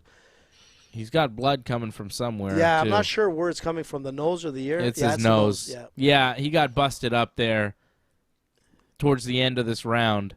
He's kind of limping to go into the corner, so I'm not too sure what's going on there, too. That was a good round for Kevin Holland. Yeah. Good round, especially the last couple of minutes. Really good. His corner looks confident, man. They're smiling. Just keep playing that, or keep pacing the way you are, doing what he's doing, and it's working. He's got the first 2 rounds, in my opinion. Patrick went with Team Fred. Patrick C. Hamilton says his Team Fred parlay is going great. Yeah, sorry, Patrick. Patrick, of course, a member of the team over at join.ringsidereport.net. Join.ringsidereport.net. Support the Ringside Report Network. Become a member of the YouTube channel. Support us on Rumble. Support us on Rumble, Twitch, Facebook, Twitter, however you may do it. YouTube. Hit us up on Super Chat. All our podcasts everywhere, man. We're on so many places. If you're tuning in for the first time, don't forget to subscribe to the Ringside Report Network. Subscribe on YouTube. Subscribe on Rumble. Subscribe everywhere. Like us on Facebook. Do all the things. Exactly. Follow us on Twitter at Ringside Report. Just follow us, man. Follow us everywhere. We seem to be everywhere. Pretty much. Round 3. Final round. Holland and Ponzanibio. UFC 287. And thanks for the support, man. That's the most important thing. Yeah, thank you, Patrick. I mean, everybody, dude. Pat for sure. Especially Patrick. Especially if he wins. I want Pat to win. I just saw him in the chat, and he's a member. Of course. Everybody, shout out to everybody watching us live. Shout out to TPS Report, watching us on Rumble. Shout out to Patrick C. Hamilton, Brown Lab. I like that Brown Lab. Holy Sheet. Holy shit! Yeah, Holy Sheet. Oh. various people tuning in tonight. I love it, man. There's Donald, man. It is very distracting. And there's Dana White and Donald Trump and Kid Rock. What a trio. Awesome, man. What a trio. Dana White, Donald Trump, Kid Rock. Who do you think does more cocaine? Dana. I'd say or Kid Rock. I'd say Kid Rock. Donald Trump is the third on that list, man. I'm not even sure. Yeah, like probably. Donald Trump doesn't really even look like a cokehead, but Dana and Kid Rock. Yeah. Well, I'm mostly talking about those two, between those two, I guess. Yeah, I've heard Donald Trump doesn't like drink even. He doesn't do anything. I mean, he's in his 70s, like Dana, man. That's for sure. You better be like, you gotta be careful. Yeah. Not more than De La Hoya, I'll tell you that much. Ooh. So here we go, round 3 going. Oh, a bad kick by Ponzanibio. He kind of buckled him there. That was weird. Ponzanibio threw a kick, and I think Holland checked it, and it hurt. Yeah, he's hurt. You can see Ponzanibio. He's very heavy on the foot. He's trying to step in, and he's getting clipped by every punch. Holland is timing him really well. Yeah, every time Ponzanibio comes in, he's catching him with that jab. Well, that was a nice body kick there from Holland. Oh, he's getting fancy with a spin kick. Missed, but it looked fancy. It looked good, man. Yeah. Bruce Lee good. Well. Oh, that was a nice left hand from Ponzanibio. Yeah. Stick to the game plan, Holland, man. You were doing great for 2 rounds, man. Look, he's smiling now. He's smiling now. Yeah. This is where he gets in trouble. When he smiles, when he's happy, when he gets confident, he thinks he's winning and shit. This is where Holland gets himself in trouble. But this is a different Holland. This is where he gives fights away. Serious Holland that we saw in the first 2 rounds is really good. Smiling Holland, no good. Yeah, he's not smiling anymore. He just knows like, look, wow, man, he's throwing like some. He's throwing slaps and missing. That was Ponzanibio's back to feeling confident like in the first round when he was attacking, it feels. Yeah. Yeah, but Holland's throwing a lot more leg kicks. Oh, nice left hand from Ponzanibio. Holland's lost a nice bit of a step here. Au revoir, man. Au revoir. Whoa! Oh, bye-bye. It's over. He knocked Holland out Ponzanibio. Ponzanibio says he's not out, though. He's fighting the stoppage. He's saying no. Man, he's out. But he was down, man. He's out. He got dropped, but I'm not sure he was out. Look, he's talking to the Donald. Kevin Holland comes down, and he's talking to Dana White. Kevin Holland just knocked out Ponzanibio. He went down and talked to Dana. I don't know if he said anything to Donald Trump, who's sitting right there. He said, I'm going to vote for you. He seemed to only talk to Dana. Ponzanibio saying, no, I didn't get knocked out. No, he was out, dude. He was out. Holland dropped him with the right hand, and it looked like he was out. Dan Miragliotta jumped in right away. Yeah. Holland didn't get another chance to hit him. Donald has to have like a Secret Service security with him. How you think they feel of Kevin Holland just getting close to him like that? Yeah, right. Think anybody got up? Put their hand on their gun? Left hand. And he dropped on his head. He hit him again. Oh, yeah. No, he was out. He was out. He had no defense. No, he hit him again. Yeah, he dropped him with the left, and then he followed up. Finish. And then he hit him again, and Ponzanibio was just on his head taking another punch. He was praying, No, he was out. He was out. He had no idea where he is. He's like, no, but dude, you were the punch that Holland hit him with again kind of woke him up, and he stood up and he's like, no. No, but Dan did the right thing. Out. No. That fight was over. That was a good stoppage. Listen, man, and like I said with Holland, man, he was smiling, but he was smiling because he knew that he was winning this fight. And this is the way you win a fight, man. Holland, man, coming into this division is scary, man. Good fight by Ponzanibio. He's no chump change, man. He went in, he fought well, but holy smokes, he got clipped hard. Oh, he's talking about what are they talking about? They're just, saying good fight, man. I thought he was, it's all fine. Ponzanibio knows, man. You were gone, man. He was dreaming of the beach at that point, thinking of Messi winning the World Cup. There is no way, man. He could have continued. Good move by Dan. Yeah, I think the stoppage was fine. Seeing the replay, it made sense. Kevin Holland knocks out Santiago Ponzanibio in the 3rd round. Nice win for Kevin Holland. Super chat. Patrick C. Hamilton dropping the super chat. Thank you, Patrick. He says Fred made sense. Yeah, Your parlay made sense, Fred. It made a lot of sense to me. It made a lot of sense to a lot of people. But Kevin Holland came to play tonight, and Ponzanibio loses. Fred's parlay dies, and he joins the rest of us on the Ringside Report team with a dead parlay tonight. Dead ducks, man. 2 fights into the pay-per-view, our parlay is dead. Shit, man, that's not so good. we're all picking Pereira. Chances are Adesanya's winning tonight because we are garbage with our fight picks tonight on the show. I don't know what happened. No, man, I picked Holland. This might be Holland's best performance. Yeah. Hey, hold on a sec, Dave. I took Holland for the win here, man. Yeah, I told you who was going to win. Your parlay's busted, I don't care, man. At least Holland won. Okay. Look at this. Boom. Bonne nuit. Listen, man.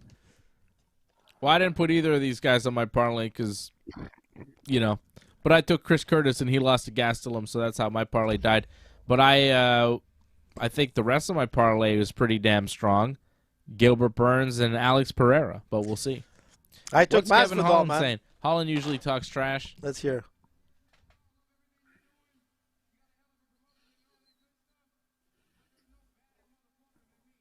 Oh, Kevin Holland saying something about Jorge Masvidal, saying, you got a good promotion, I like you and everything, but there's no badder motherfucker than me. So he's saying he's the BMF and maybe angling for a fight with Mazvidal next, which honestly would make sense, especially if Mazvidal loses to Burns, which we expect him to do. I think Kevin Holland and Jorge Masvidal next makes a lot of sense. It's a big fight for Holland. It's a money fight. I told you Logan was there. There is Logan Paul. It's a winnable fight, I think, for both sides. Cowboy Cerrone, man. Hall of Famer. Hey, look at he's wearing a Donald Trump shirt, man. Yeah. Holy smokes. Mike Tyson, man. In the house. There's Mike Tyson wearing a Mike the Tyson original, shirt. Man. Kid Rock. There's Kid Rock. Who's the guy in the hat? Yeah, who is that guy? I don't know. Fred, do you know that guy in the hat? Who's the redneck in the hat talking to Kid Rock? That looked like Willie Nelson, man. I didn't notice. Willie Nelson's like 90 years old. That guy was not. I was looking at Mike Tyson that looked like he was having fun, or anyways, he had a big smile on his face. Mike was just. I didn't want to say it, but yeah. He's high as a kite, man. That's what he. Yeah. But he's having a good time. I want to call Mike over there. Mike Tyson has his own brand weed, right? Yeah. Mike Tyson has his own. I'm not sure he was on weed though. Oh well, it could have been anything. He could have been on. Well, I don't think Mike does anything. Like, he doesn't do cocaine or anything anymore. No. Maybe he's on mushrooms, Could be on just a high dose of mushrooms. Nothing wrong with that, Mike Tyson. Mike Tyson could do as many mushrooms I'm as 300 milligrams in. All right, take it easy, Fred. Can't reveal too much here. Jesus. Of popcorn, man. Well, that's solid, Fred. That's solid. Respect. What is this they're showing us? Henry Cejudo? No, Cejudo, man. Oh, because he's fighting Aljamain. Is that the next fight? Aljamain? Next pay-per-view, yeah. Oh, damn. It's good to see him back, man. UFC 288 in New Jersey, May 6th. Aljamain Sterling and Henry Cejudo. Charles Oliveira, Beneil Dariush. Charles Jourdain, Kron Gracie. Yeah. UFC 289 is in Vancouver, by the way. Yeah. Is anybody mad that because it was supposed to be either Vancouver or Montreal was the report, I think. Sucks, man. And for real? Because at first it was going to be in Calgary, but the UFC didn't want to do the show in Calgary. This sucks for Calgary. Because the Calgary hockey team was maybe still going to be in the playoffs, so they might not be able to use the building, so they couldn't go there. They couldn't risk it. So they were going to go to a different market in Canada where a hockey team wasn't going to make the playoffs, the like Flames Vancouver, man. like Vancouver or Montreal. This was a report from, I think, TSN, and then they eventually just picked Vancouver. So I think there was a shot that Montreal would have got this pay-per-view, but I am not mad at all that we're not getting this thing because it doesn't look that good. So, I don't want to see it. Is that the one? Is that the one where it's Juliana and Amanda? Because I saw it. That's official. Yeah. Yeah, so. that's the main event for that one. Like. Yeah. Yeah, but still, it would have been nice to have UFC in Montreal again. No, there's no sizzle for that. There's no sizzle. I don't need that in my city. Unfortunately, remember that Demetrius Johnson one? What was that he fought in Montreal? Didn't Demetrius it was UFC 80? No, UFC 186, I think. And the attendance was awful, man. Terrible. Let's be honest. The attendance was awful. People in the nosebleeds, yes, UFC 186, people in the nosebleeds were getting moved down into the lower bowl because... to fill it up. Yeah, they needed to fill it up because there was nobody in the building.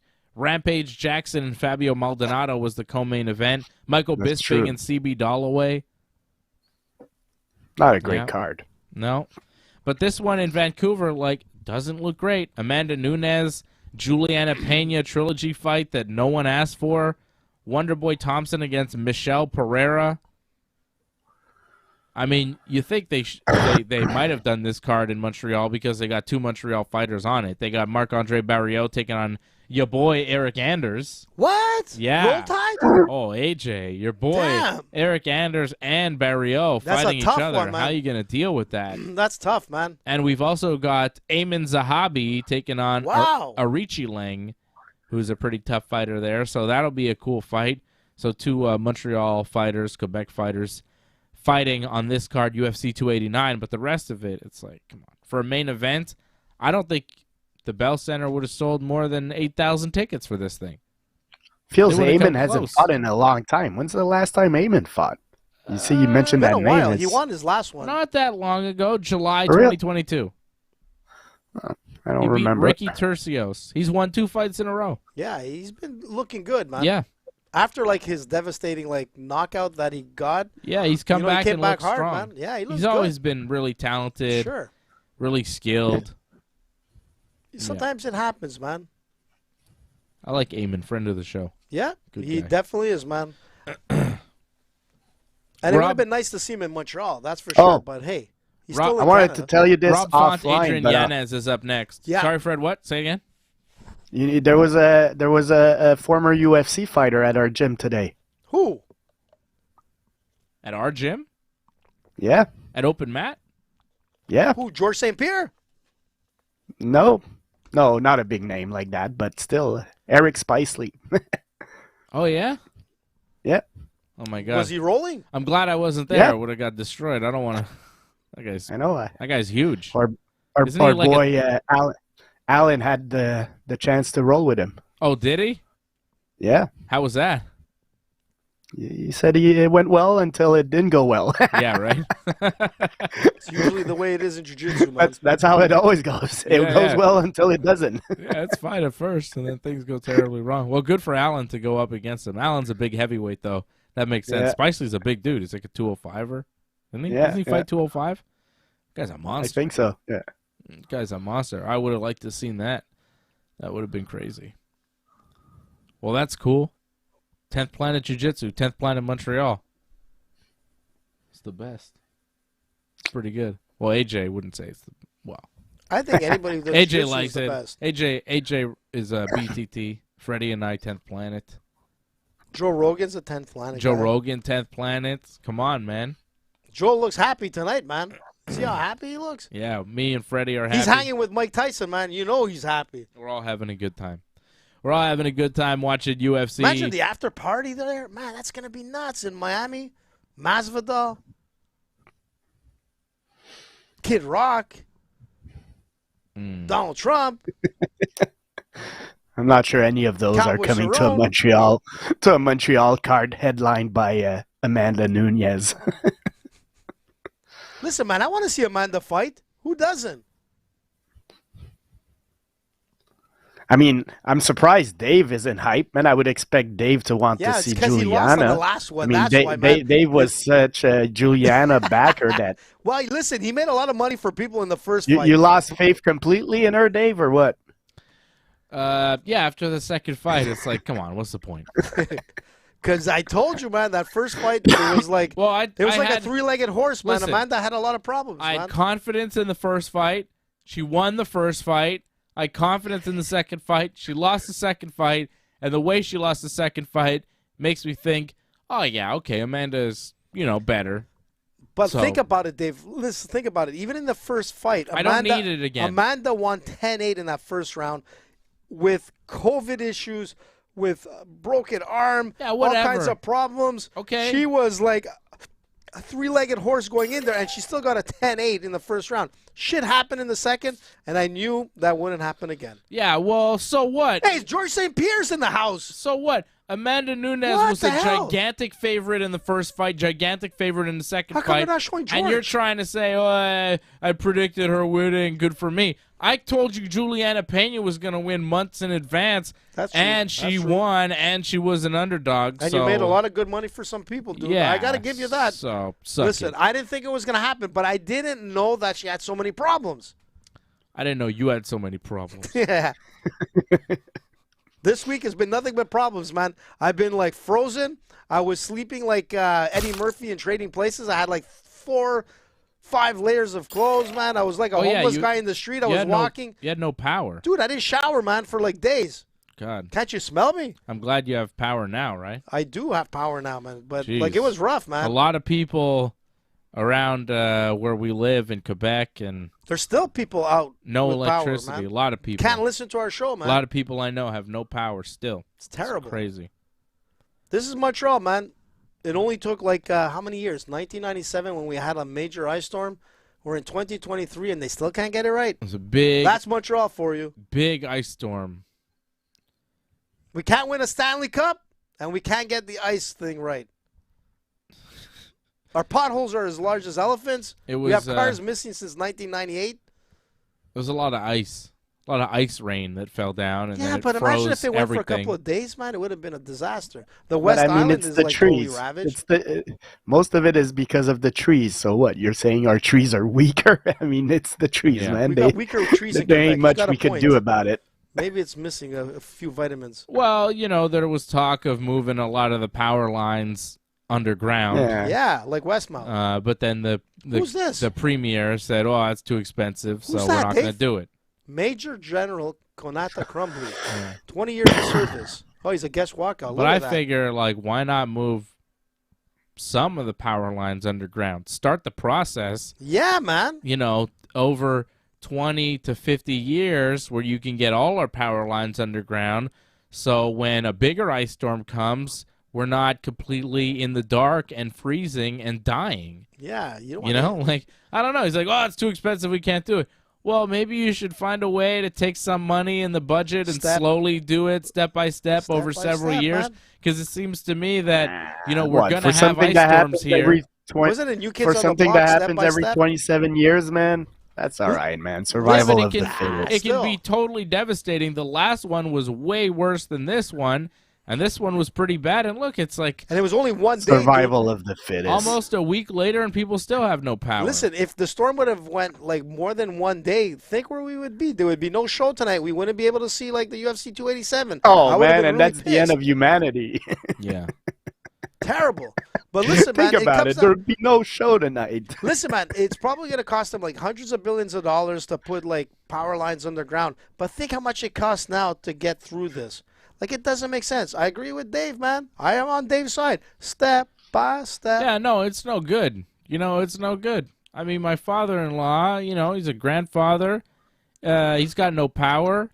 And he can't plug in. Shower. He can't plug in his sleep apnea machine to go to sleep that Poor he needs. guy, man. You know what I mean? It's a medical thing. So why you know, can't you just invite him at your place, man? Well, I man. have, but you know, he doesn't want to leave his home. You know what I mean? He's comfortable at home. He doesn't want to leave. We've tried to get them to come and sleep here, but they don't want to. They spent most of the day here, and they've been here, but at night they go home and like, they sleep screw there. Dave, man. I can't stay here all day. Yeah, can't deal with me. They don't want to deal with me mostly. Also, the screaming children constantly. I think they like the quiet of their home, you know? Because when they're here, it's just chaos. Sleep apnea or like screaming kids? Yeah, well, I'll go this way. Well, that's it. Like, do they want to go into a home that's very cold, or do they want to stay somewhere where there are children that are screaming, but it's warm? You know, they choose the cold and quiet, which kind of makes sense. I don't really blame them. But you know, I can't. I'm just feeling better that choice. I can't make that choice. I'm stuck in the chaos. Here we go. I'm just feeling better that I'm not the only one with screaming kids. Yeah, I think we're all in that boat right now, Fred. Yanez and Font. What kind of font is it going to be tonight? Italic or bold? Times New Roman. I don't think italic or bold is a font, AJ. I don't think you know what a font is. Yeah, No. I should have said like what's it called? Fucking age. Arial bold. I said Times New Roman. I know you got me there. I got it. But see, I AJ got italic Verdana. or bold. I What was kind of waiting for. font is it gonna be? Italic or bold? Yeah, but I was waiting for you to throw in something. I don't think that's a font. Control I, I jumped Control the gun, B. man. My joke was off. It was. Well, actually, it was pretty good in my opinion. But I mean, Actually, it it made was me good laugh. because Dave picked up on it. I didn't even notice. I'm like, oh, Dave was awake, and he was Dave, like, oh, Dave let's is make really fun of awake, AJ man. now. I'm sharp. He's eating Toblerone like chocolate over here. Oh, Toblerone is great, man. I No, wish I I'm had eating. some. I was eating a chocolate bar before, Fred. It's a, Whoa, Yanez, man! Did you see that nice right? I picked Yanez for the So, weight which here, man. type is it? Is it like? Because looks like- okay, yeah. it So looks it's like, basically like I'm on. No, It not- looks like the No. Cub Scouts no, chocolate. the other kind. The other kind. Wow, Rob Font keeps getting More picked green. apart here. More green, less weird colored. Less fungi. That's right. It smells a little earthy, that chocolate, if you ask me. Yeah. Man, Font's got a little mouse under his left eye already. Yeah, man, I'm telling you, Yanez is like getting him with nice, You pick Yanez, eh? yep. Yeah, well, he's the Ooh. favorite. Yeah, Yanez is the favorite, eh? Minus 180. Wow, that was I don't know what Font was trying to do, trying to go for the double, but it was super weak. And Man, Yanez has some sharp hands, man. Man, his jab is on the button all the time, man. Everything he throws connects. I don't know much about this guy, Yanez. He's ranked 12th in the UFC's rankings. He's kind of flown under the radar. This is a big fight for him because I know Rob Font. I've seen Rob Font several times. But I haven't seen too much of this Yanez character. Adrian Yanez. And the thing with Rob Font, extremely solid boxing, probably one of the best stand-up guys in this division, man, and he's getting picked apart here.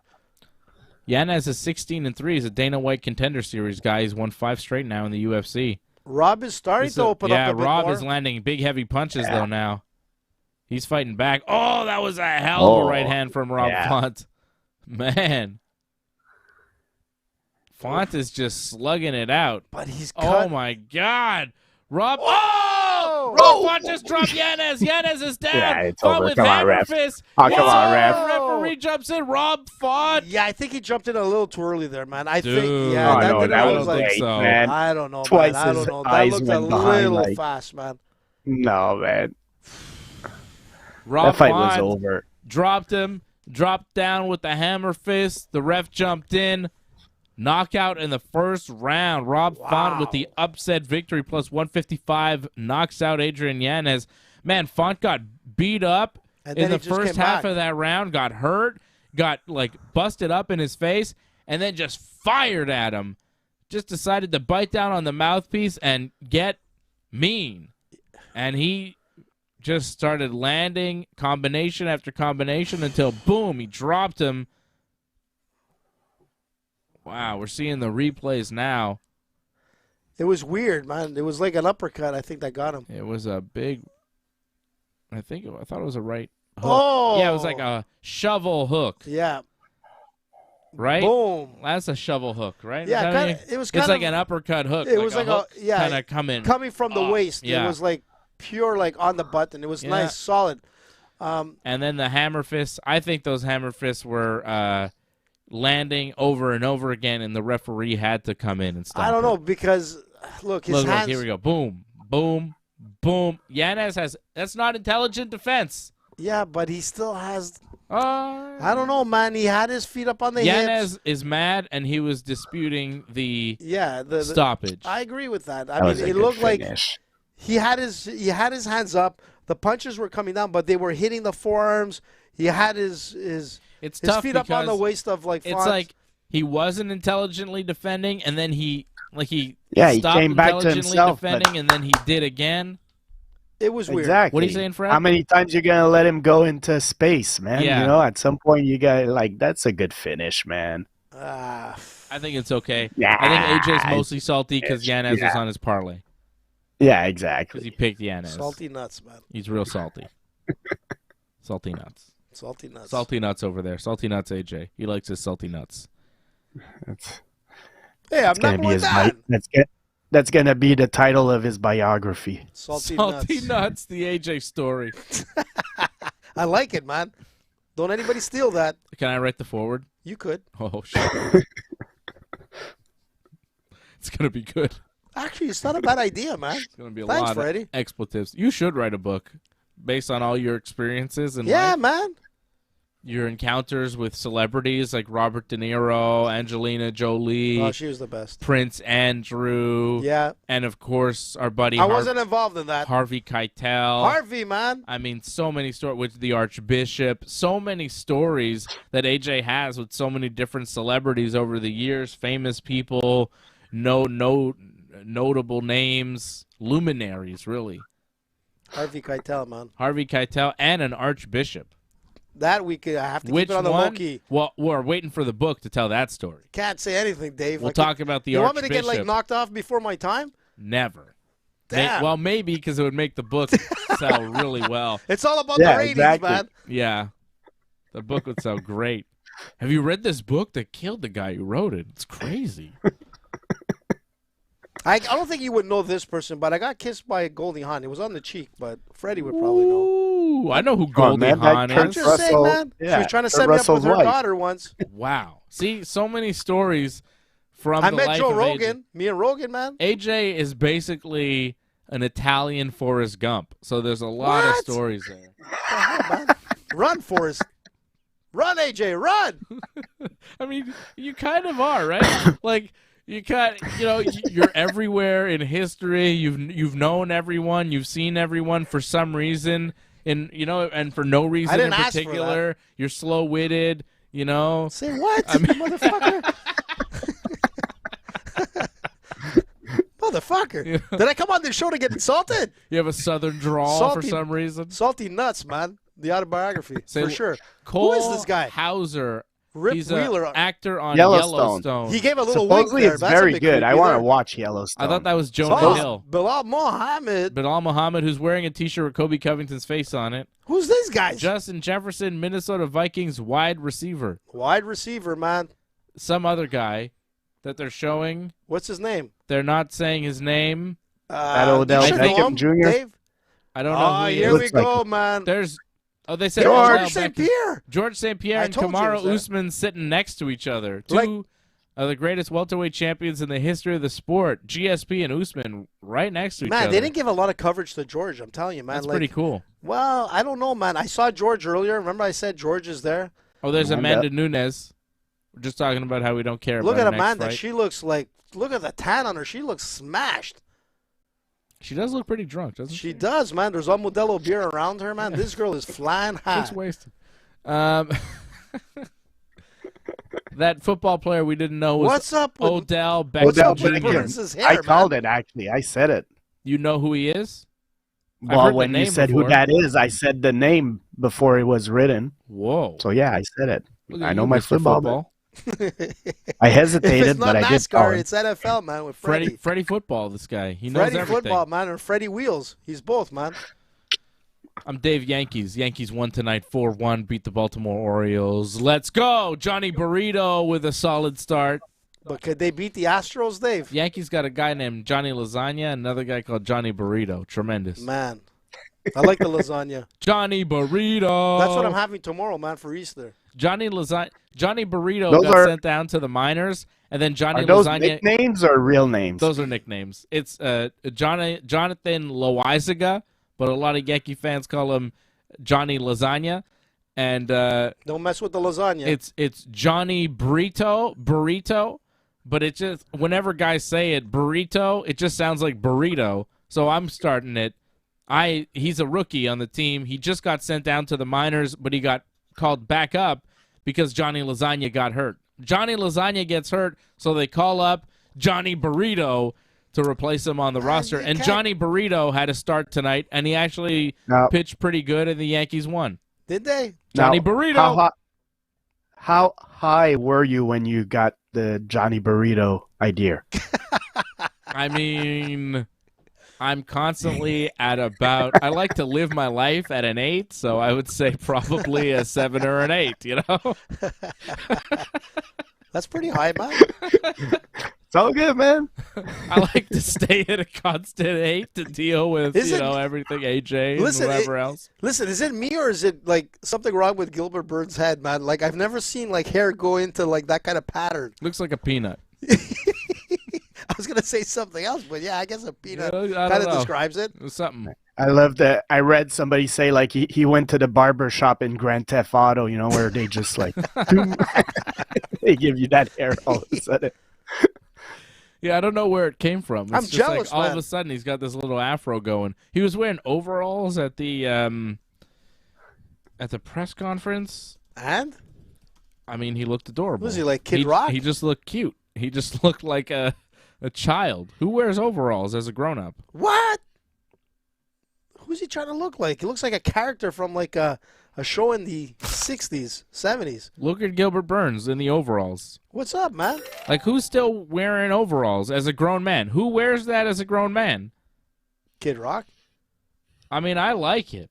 Honestly, when I saw Gilbert Burns in the overalls, I thought, maybe I should wear overalls. Let's get overalls. He looks like a farmer. Like, why is he wearing overalls? It's just a weird look. Guys are in suits. You see him. Israel Adesanya's wearing a cutoff T-shirt with a dog collar. But they're in Miami, dude. And Mazvidal's wearing like a sweatsuit or whatever. But the overalls was just the look on his face with goofy, the hair. Man. He just looks funny. He looks. I don't know, man. I love it. I want to get overalls like Gilbert Burns, and I'm going to grow my hair out, and I'm going to be Gilbert Burns for Halloween. I'm going to be Gilbert Burns from the UFC 287 press conference for Halloween. You're going to see me doing the Halloween show here on Ringside Report Network, and I'm going to have my overalls. They're going to be gray overalls with a white T-shirt, and I'm going to have my hair grown up a little bit, and I'm going to pick it out.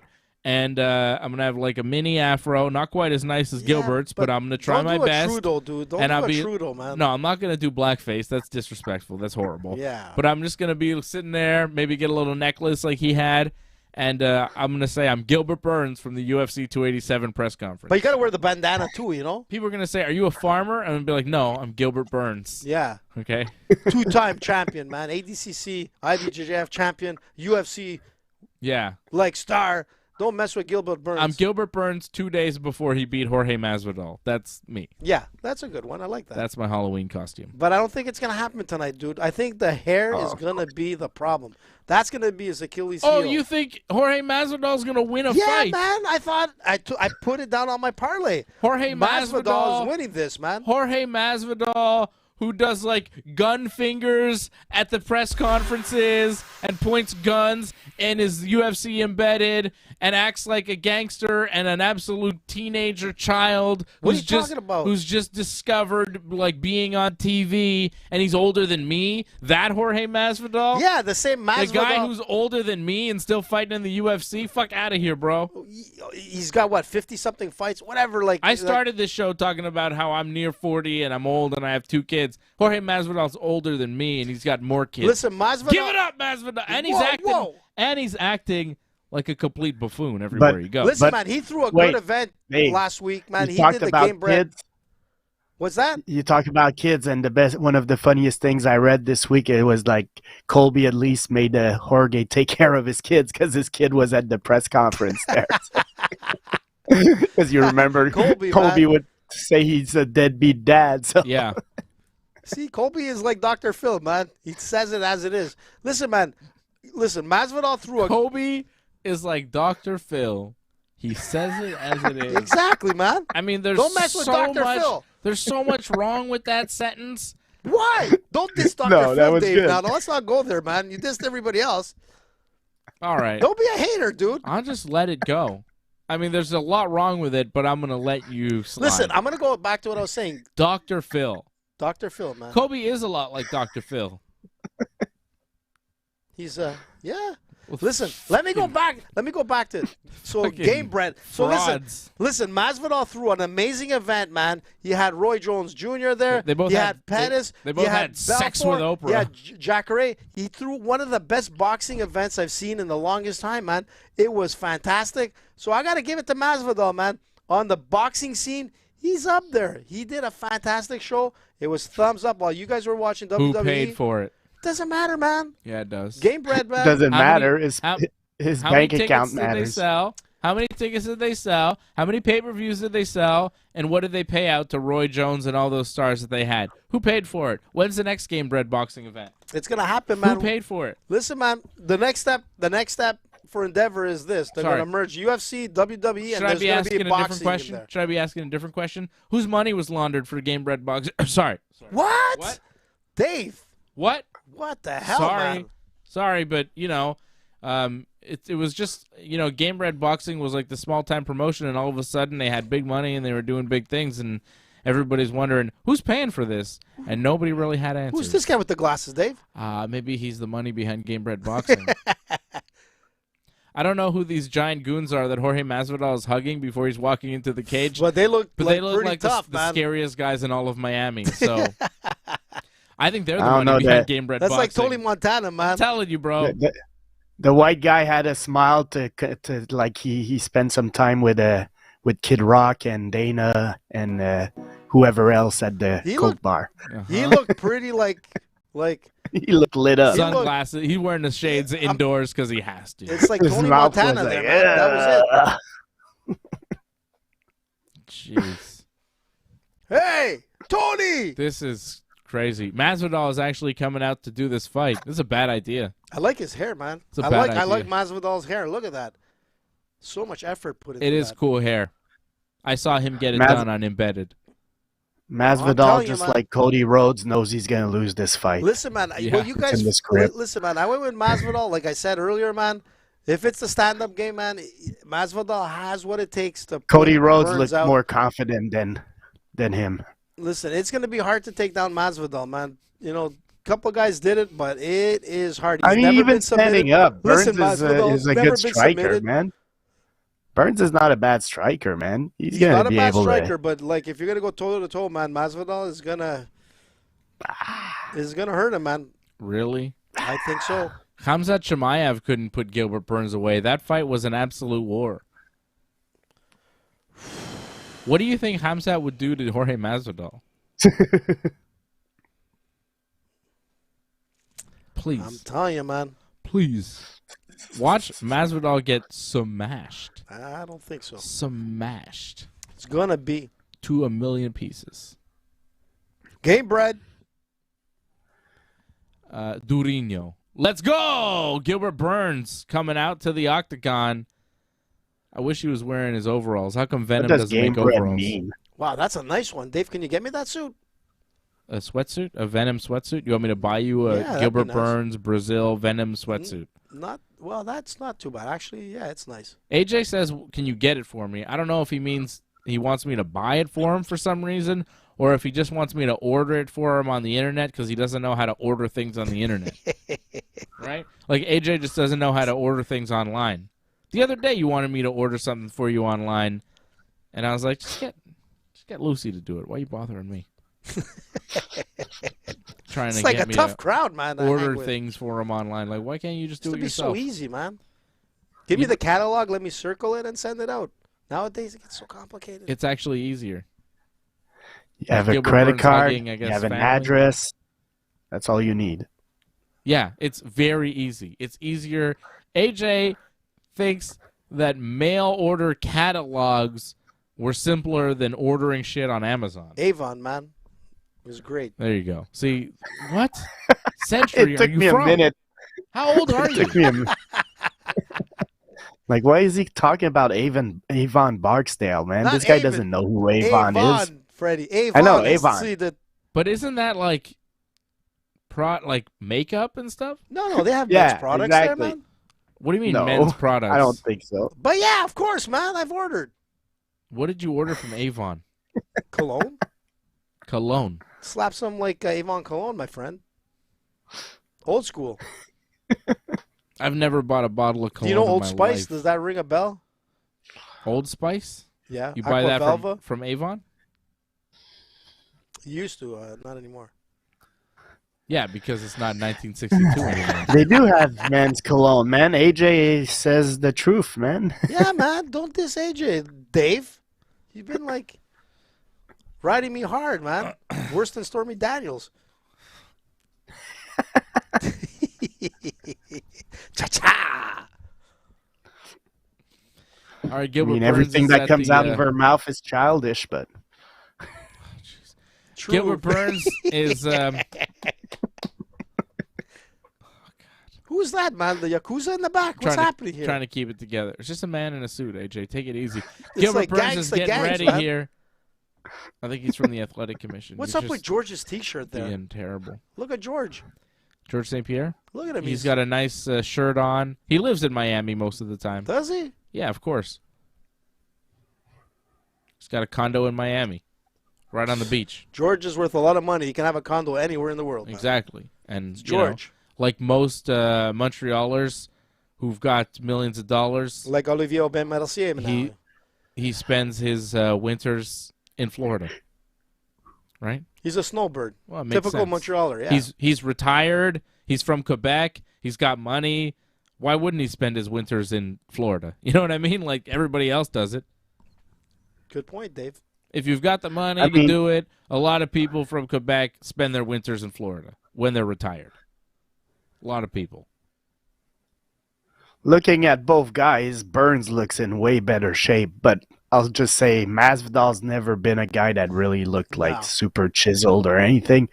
But, man, Burns looks in much better shape. Who was that? Colonel Sanders in the front. Did you see that guy? What? KFC, man, at the UFC. I don't know what you're talking about. Did you see that guy, man? He was so noticeable, man. He was like Colonel Sanders, man, from KFC. Yeah, it was Colonel Sanders. Dave, Dad, take a look. You'll see him again, man. They'll pat on him again. Look at Masvidal. That's it, dude. Don't let me down. Are you talking about the rules guy there? Or Mark Ratner? Is that him? Is that who you're talking about? Mark Ratner? You think he looks like Colonel Sanders? Big time, man. Okay. Do you know who Mark Ratner is? I know him, but I don't know what he looks like. Do If you you're know telling me that what he looks like. Who is he, though? I don't know. Okay. So you said you know him. Well, I know of the name, man, but I don't know him. I know him, but I don't know what he looks like. I don't know who he is or what he does or what affiliation he has with MMA, but I know him. So just let me know, man. But you don't know him. Well, he's like the rules guy. He helped get MMA kind of legalized. He was the director of the Nevada State Athletic Commission. He then went to work for the UFC as helping with legalization of MMA all around the world. They're showing some fancy The Jesus Miami was ladies. for my. Okay, it wasn't for Ratner. There's the KFC guy I was telling you. What are you saying, Fred? The Jesus wasn't for Ratner. No. AJ was I should have said Jesus. AJ was seeing some Jesus titties. well-endowed ladies in the crowd, and he was very excited. It is Miami after all, man. Welcome to Miami, except for you, man. Here we go, Masvidal and Burns. Here we go, man. It's on. It's showtime. Mazvidal has a 4-inch reach. Come on, Gilbert. See if it works to his advantage. They're in the center of the cage. And Burns got a 4-inch. Gilbert's gonna hurt him, man. I'm telling you, Yeah, guys. I think Gilbert smashes Masvidal I here. think it's gonna be the other way around, boys. We'll see. Masvidal plus 390, the underdog. Makes sense to me. Not much landed here. You got to be careful with Masvidal, especially early on. He is dangerous. Like, he's not a bad fighter, right? I just think he's past his prime, and Gilbert, I think, still in his prime. Yeah, he's got like over 50-something fights to his career. A lot of good fights to his name. I mean, he's never been submitted. He's been taken down twice in his career. Like, so that's the thing with Gilbert. He has to take him down. We'll see how his defense is. But I'm pretty sure Masvidal is going to be able to handle it. I don't know if he has to take him down. That's he has. The thing. I think so. Because if he's going to go toe-to-toe with Masvidal, I'm telling you, he's going to light him up. And you can see it. Look at that. Every time he comes in, Burns, he's getting clipped. Masvidal didn't hit anything there. Yeah, he got him. Mm-hmm.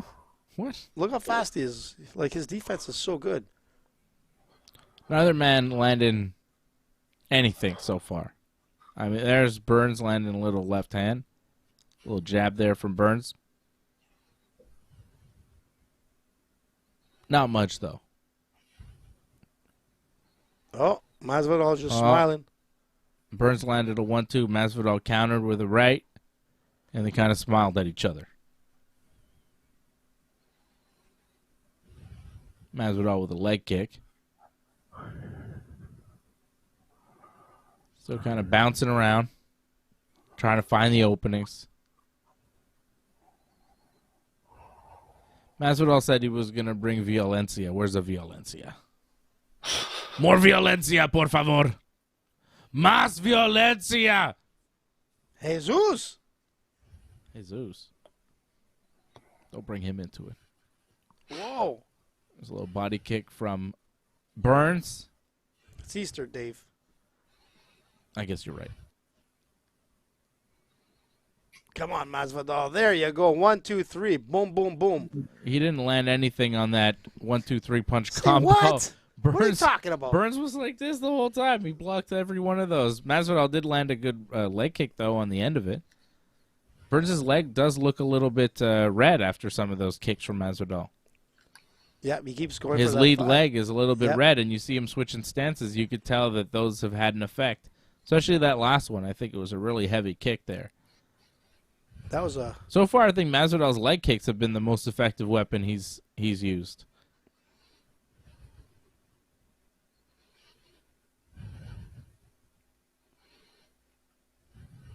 But still, anybody's round, I think. Ooh, Burns and Masvidal kind of get together there. Burns went for kind of a takedown, but Masvidal defended and Burns pushed away. Little body kick there from Burns.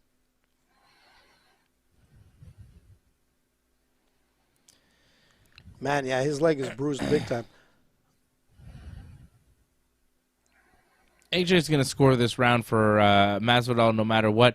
Fred, what do you think it's so far? It's a close round. I'm leaning Masvidal, but it's a close round. But I'm leaning Still a lot Masvidal. to go. Because of the leg kicks? Or because Burns, like in the last minute, maybe I started to throw a little bit more, but in the early part of that fight, he was throwing nothing, and Masvidal at least was throwing a little bit of a. I feel that the first 2-3 minutes, Burns really didn't throw much. So. Mm-hmm.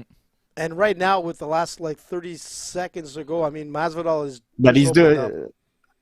Oh, but Burns is doing good right now. I feel also like maybe he's edging it right now. But every time he gets into that pocket, he's eating everything. So the fight's opened up here a little bit, though. They're starting to land more. Burns landed a couple right hands. Oh, Masvidal jumped up, went for a flying knee. It didn't work, and on the land, Burns cracked him with a nice right hook. Masvidal kind of stuck his tongue out. Oh, and Burns lands a big takedown as the round comes to an end. Masvidal throwing a bunch of punches from the bottom, and Burns throwing hammer fists at the same time. As the time expires in the first round. It was like really sloppy punches, man, but they were just... Tough round to judge, man. Yeah. The end is Burns. I think at the end, Burns had some good moments. So, I don't know. It's a tough one. I think I'll Burns had the better moments. Is there a especially at the end, yeah. At the end, they were the better moments of the round, but Masvidal maybe had more overall... strikes landed, but the edge honestly went I think to Masvidal. Masvidal had a better he had more leg kicks. He had more leg kicks, and I think those had an effect. But he landed a good punch on Masvidal there at the end, and then the takedown. Masvidal's defense was just to throw these kind of wild punches from the bottom. That's not great defense. I feel it took time for Burns to get going. Yeah. But once he got going, he got the better moments. So yeah. I don't know.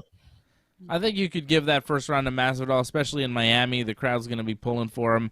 It was a close round. Could be first round for Masvidal, but it was close. Yeah, it's close. Still anybody's fight. And yeah, if it stays opened up here, it could still be anybody's fight. Oh, Gilbert Burns drops Masvidal with a little right hand, little uppercut. Gilbert found his distance now. He's more confident. He's attacking. And now he's looking for a takedown. Big double leg slams Masvidal down to the mat. Oof, that was a weird angle, man. Big slam. And now he is in the guard of Jorge Masvidal, looking to pass. Gilbert Burns What's happening has some excellent jiu-jitsu. Masvidal was throwing little rabbit punches to the back of Gilbert's head while Gilbert was in his guard, so the ref told him to stop doing that because he's throwing these little punches to the back of the head. Gilbert Burns now in the guard of Masvidal. Masvidal keeping that close guard, and Gilbert content to stay in it, soften him up, throw some body punches, work on him, try and tire him out, work the ground and pound. Short elbow there coming in on Masvidal. Masvidal looking to strike more from the bottom than anything right now. He's still able to clinch up. Like, I'm impressed by Masvidal's guard on the defensive side, but he needs to figure out a way to get back up. Like, Burns isn't doing much damage, I feel, since he got to the ground. Masvidal is hugging him a lot and keeping him close. Yeah. Not letting him get that distance to throw some big punches. And Burns is not really trying to get out of the guard either. He's happy there. I think if he pushes too hard to get out of the guard, he's going to give the space to Masvidal to get back to his feet because I think that's what Masvidal wants to do. He doesn't want to be on the bottom, and that's why he's holding Gilbert Burns right now. He's holding him to not get hit, and that's why Gilbert can't really hit him because he's just being held. But while you're holding the guy to not get hit, you're also on the bottom and not doing anything to improve your position or to get a submission or get back to your feet. You know, he's just hoping that he could tie up Gilbert Burns for a long enough time that the crowd will boo, the ref will feel the pressure, and they'll stand him up. Yeah. Which is shitty MMA. Yeah. I hate that. Yeah. I don't like that. Like, Masvidal's doing nothing from the guard. He's just holding him. And Burns now pushing him up against the fence, trying to pressure pass through the guard. And there, he's almost got it. Oh, can he mount him here? Masvidal is trying to wall walk up back to his feet. Burns is holding on to him, though. He's going to try and drag him back down to the mat. Oh, Masvidal with the roll. I think that was a bad idea, though. You're not going to out-technique, out-roll, out-jiu-jitsu Gilbert Burns. You're just not. Like, Masvidal can have all the little tricks in the book. Gilbert Burns is going to see them coming and be ready. Masvidal's not going to win the fight from this angle. There you go. Gilbert Burns drags him down again. You got to try, but, like, at that point he was on his feet. Disengage, try to dig for the underhooks, move away. Don't, like, roll and try to, sweep him back and do this fancy jiu-jitsu stuff. Fancy jiu-jitsu is not going to work against Gilbert Burns because he can out-fancy you. Yeah, I don't know. You're probably I wouldn't try it. There's Burns, got the takedown. Masvidal was kind of threatening a guillotine, but there was nothing there. Burns just kind of holding Masvidal right now up against the fence. Masvidal in a seated position. Burns trying to advance his position, trying to hold on to Masvidal. Masvidal back up to his feet now. But Gilbert Burns continuing to pressure up against the cage. This has been a good round for Gilbert Burns, getting that grappling in, getting those takedowns, controlling Jorge Masvidal, keeping out of the danger, right? Masvidal had success in the first round with the striking. That's where Masvidal is the best, on his feet. How do you beat Jorge Masvidal? You take him down and you smother him. That's how guys have had success beating him. It's an interesting fight, man. I'm just waiting for this opening here. Here we go. And now they push away. 30 seconds left in the round. Let's see how this ends. Both guys kind of bouncing, trying to get their legs back, right? Do you see both guys kind of took a few bounces like, my legs are not there, brother. What's going on? They both look tired as hell. After all that grappling heavy exchange against the fence on the ground, they both look super tired. Masvidal jumped for a knee, it missed, and Burns again cracked him with a right hand. That was interesting. It's a Burns round, man. Wow. I was holding my breath it. through that whole second, man. That was crazy. That was a Gilbert Burns round. I think it's 1-1. I mean, that first round was pretty tight. But this one, definitely a Burns round. Mm-hmm. If he can do more of that, he'll win the fight. See there, Masvidal jumping in for the knee. Burns blocked it and cracked him with that right hand. Showing us some nice highlights of Gilbert Burns. Yeah, I think it's 1-1. Patrick sees it 1-1, or exclamation point to 1, but I think he means 1-1. Maybe exclamation point 1 is pretty good too. That's like excitement to 1. Hell of a round. Hell of a fight so far. Gilbert Burns, Jorge Masvidal is a co-main event at UFC 287. Here we go, man. Round 3 coming up. This should decide it. Oh, yeah. I think it's 1 apiece. Masvidal's got to show up here in his hometown. This is big. You know he's going to come aggressive. Burns has got to be ready.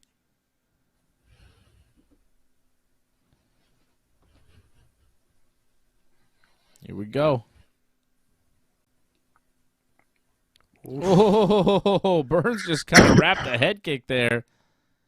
Didn't do anything to Masvidal. Seemed to just touch him with it. Yeah. Didn't quite get all of it. He got it up, but it was... It had no force. Yeah, there was nothing behind it.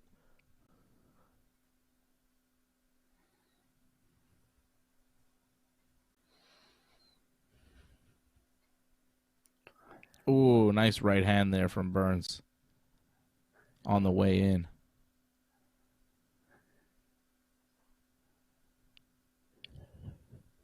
Masvidal's had a good showing, though, you know?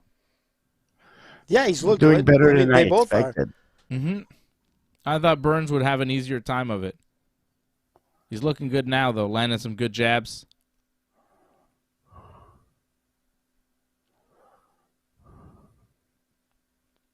There goes Masvidal back for Masvidal the leg. with the leg kick, yeah.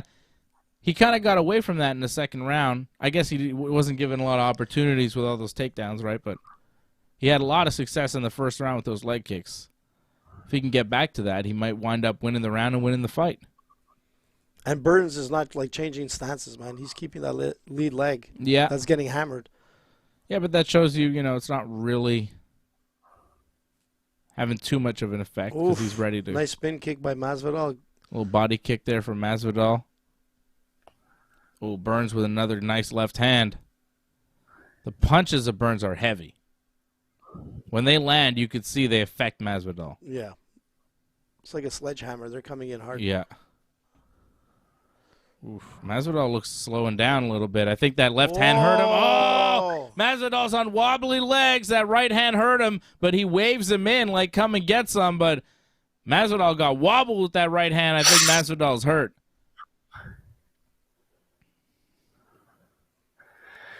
Stick to the game plan, Gilbert. Don't go crazy. Yeah, Gilbert has to stay patient, right? Yeah. But he definitely hurt him there.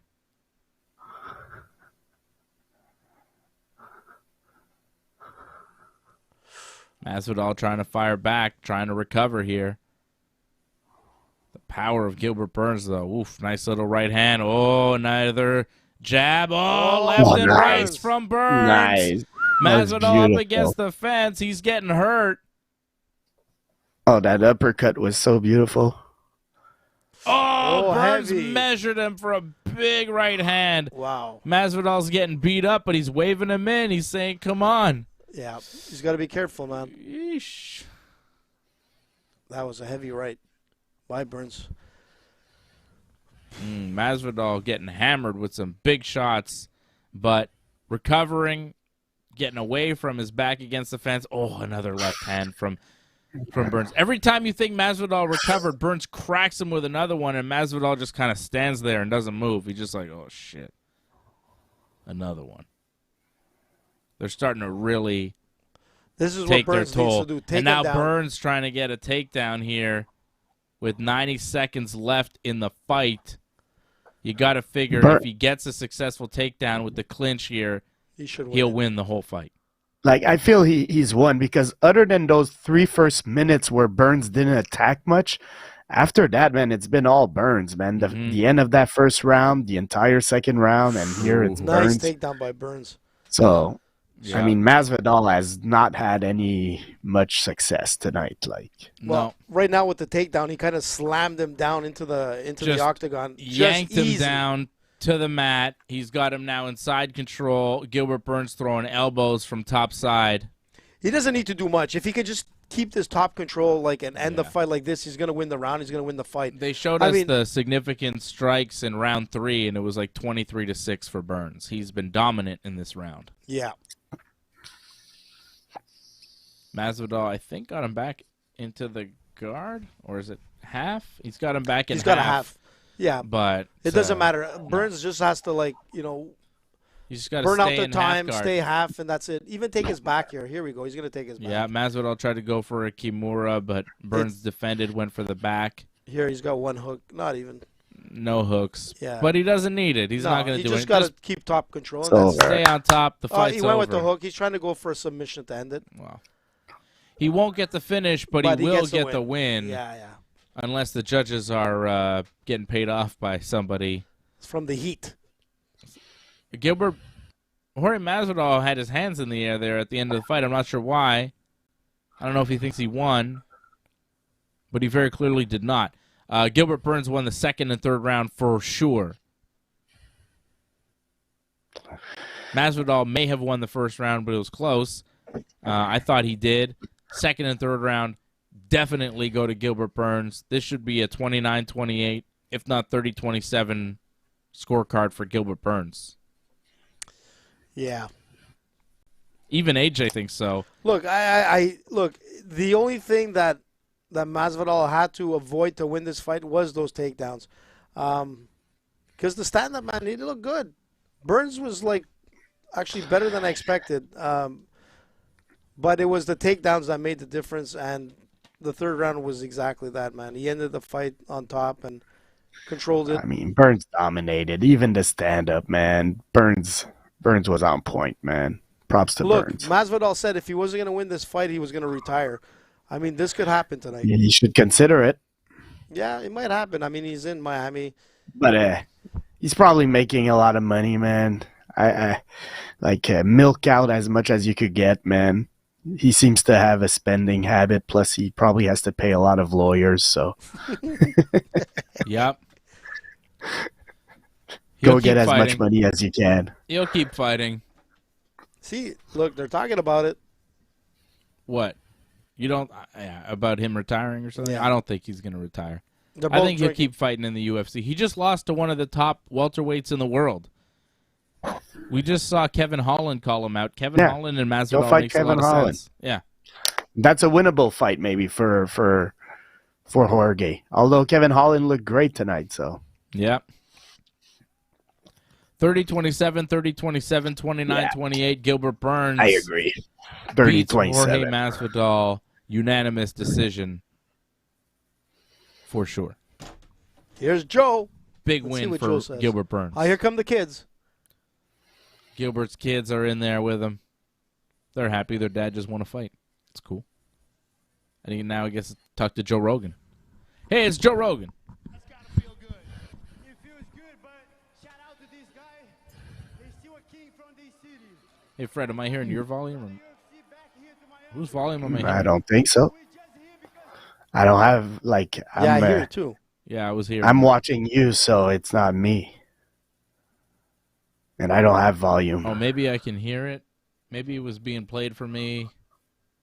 I don't know. Maybe the team was playing it in my ear, but not on the show. I'm not sure.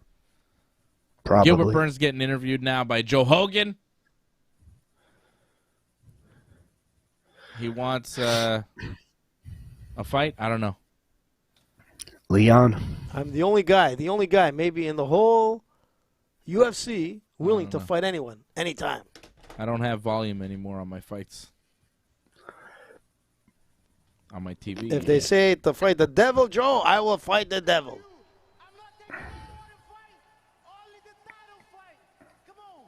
Okay. He wants a title fight. Okay. Gilbert Burns. There he is. Gilbert Burns. Is that, am I hearing that in my ear? Is that on the show? I don't understand what's going on. I don't hear anything, so. You didn't hear it? Nope. That's weird. So maybe it's just for you, man. It's Maybe the new it's just for me. tech improvements. Oh, now they're talking to Masvidal. What's Masvidal saying? Okay, Honach. Retire. He's speaking Spanish.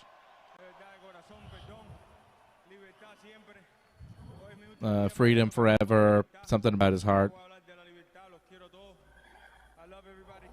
He loves everybody here. Thank you for coming.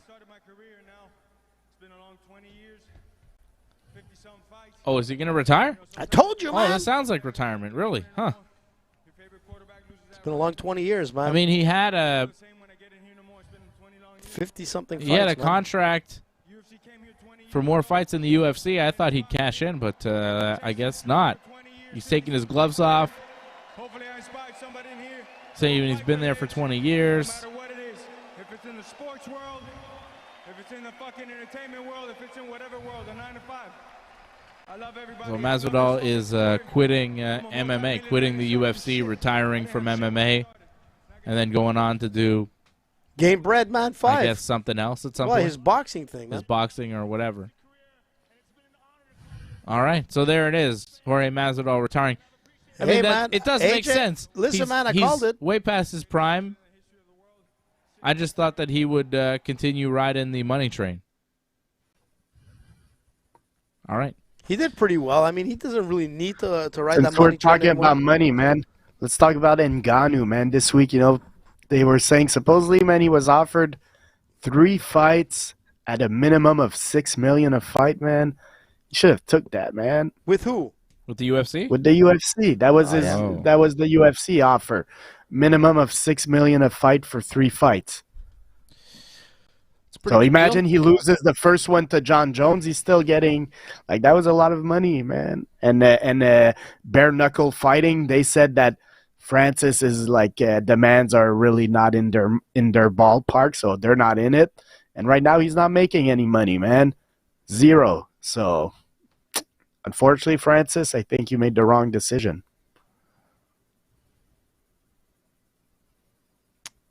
That's nice. They brought in the kids. Everybody's shaking hands. Are Look, these man, Masvidal's kids? Yep. Okay. That's it. So Masvidal's got his kids there with him. He's retiring. I mean, that's a lot of kids. You sure you don't want to have another big payday? I think it's only 2, no? Is that 2 kids? Looks Like like I saw 3, but no. That's his. Is that a that's kid? his wife. That's his wife. That's dude. no, that's not his No, wife. that's a kid. I think that's his daughter. Yeah. I think Yeah. he's just got old daughters. I mean, he's old, so he might have old daughters. He's not I got that a old, Fred. 24-year-old. He's like a year or 2 older than me. His daughters, he just had Do I kids look like young. I have a 24-year-old? I Well, do, yeah, man. I know. That's true. Freddie's got a point. His kids, I think those are all his kids. 2 daughters and a boy. Who's this man with the hat? It's the guy with the hat who was talking to Kid Rock. Oh, but they didn't say who he was. They didn't identify him. Who are these His guys shirt now said that they're Charlie showing? Daniels, but Who's this guy? Who is this guy? They're just showing people in the crowd. Are they Who's celebrities? that? I don't know. There's Amanda Nunes. They're just showing random people in the crowd. I think they were celebrities, but I'm not sure. They showed the guy with the hat who was talking to Kid Rock, but I don't know who he was. Here they're showing Canada. The hell was that, UFC? See, this is why the UFC production team is all going to get fired and WWE production team is going to take over because they got sloppy-ass production on their pay-per-views. They're showing just random shots of celebrities without identifying who the hell anybody is. You think this would happen on a WWE pay-per-view? Not in your life, pal. This is why the Endeavor purchase is going to fuck over a lot of people that work in the UFC because the WWE does what they do better. There you go, Dave. That's why that merger happened, man. I said that was going to happen a long time ago. Nobody believed AJ. No disrespect. Nobody believed AJ that Masvidal was going to retire. Sure. There you go. Nobody believed AJ that Masvidal was going to win either, and he didn't at all, AJ. Listen, it came close, man. It came close. No, it didn't. Okay. 30-27, 30-27, 29-28 in his hometown. Damn. You kidding? It wasn't close.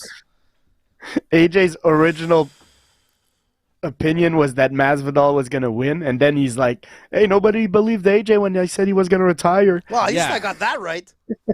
I mean, you said it. Well, I said if he loses, he's going to retire. You said it 30 seconds before he did it, man. Exactly. People didn't have the time man? to... Nicolas Cage is back. He probably just saw Masvidal taking off his gloves before we did. Like, we didn't catch it, you know? You guys. AJ, but it's just so funny, though, because you're like, AJ was right about this. AJ was right about that. You just called Masvidal to win the fight. Like, no, get out of here. What are you talking about? But seriously, that little bit of production, that little, like, sloppy, you know, kind of weird camera swap around the audience. But they got Amanda right. It was so bad. And I watch a lot of UFC and I watch a lot of WWE. The WWE would never be that sloppy in their production, in their crowd shots. Like, they would have everything well orchestrated, and that was just a mess.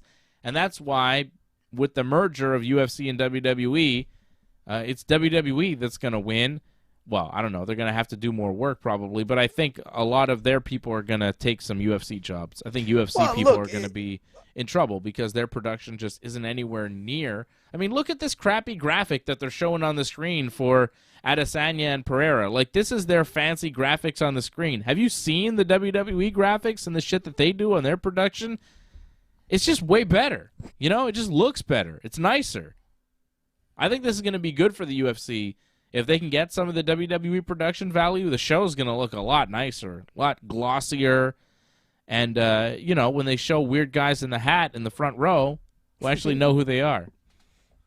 Don't piss me off, UFC production team, because I'm going to go. It looks like the guy from Curious George. I'm going to go and talk about how shitty you are compared to WWE and how WWE guys should take your job. Listen, my biggest beef is you got George St. Pierre in the house. I mean, there's not, like, they had to put him, like, with someone else.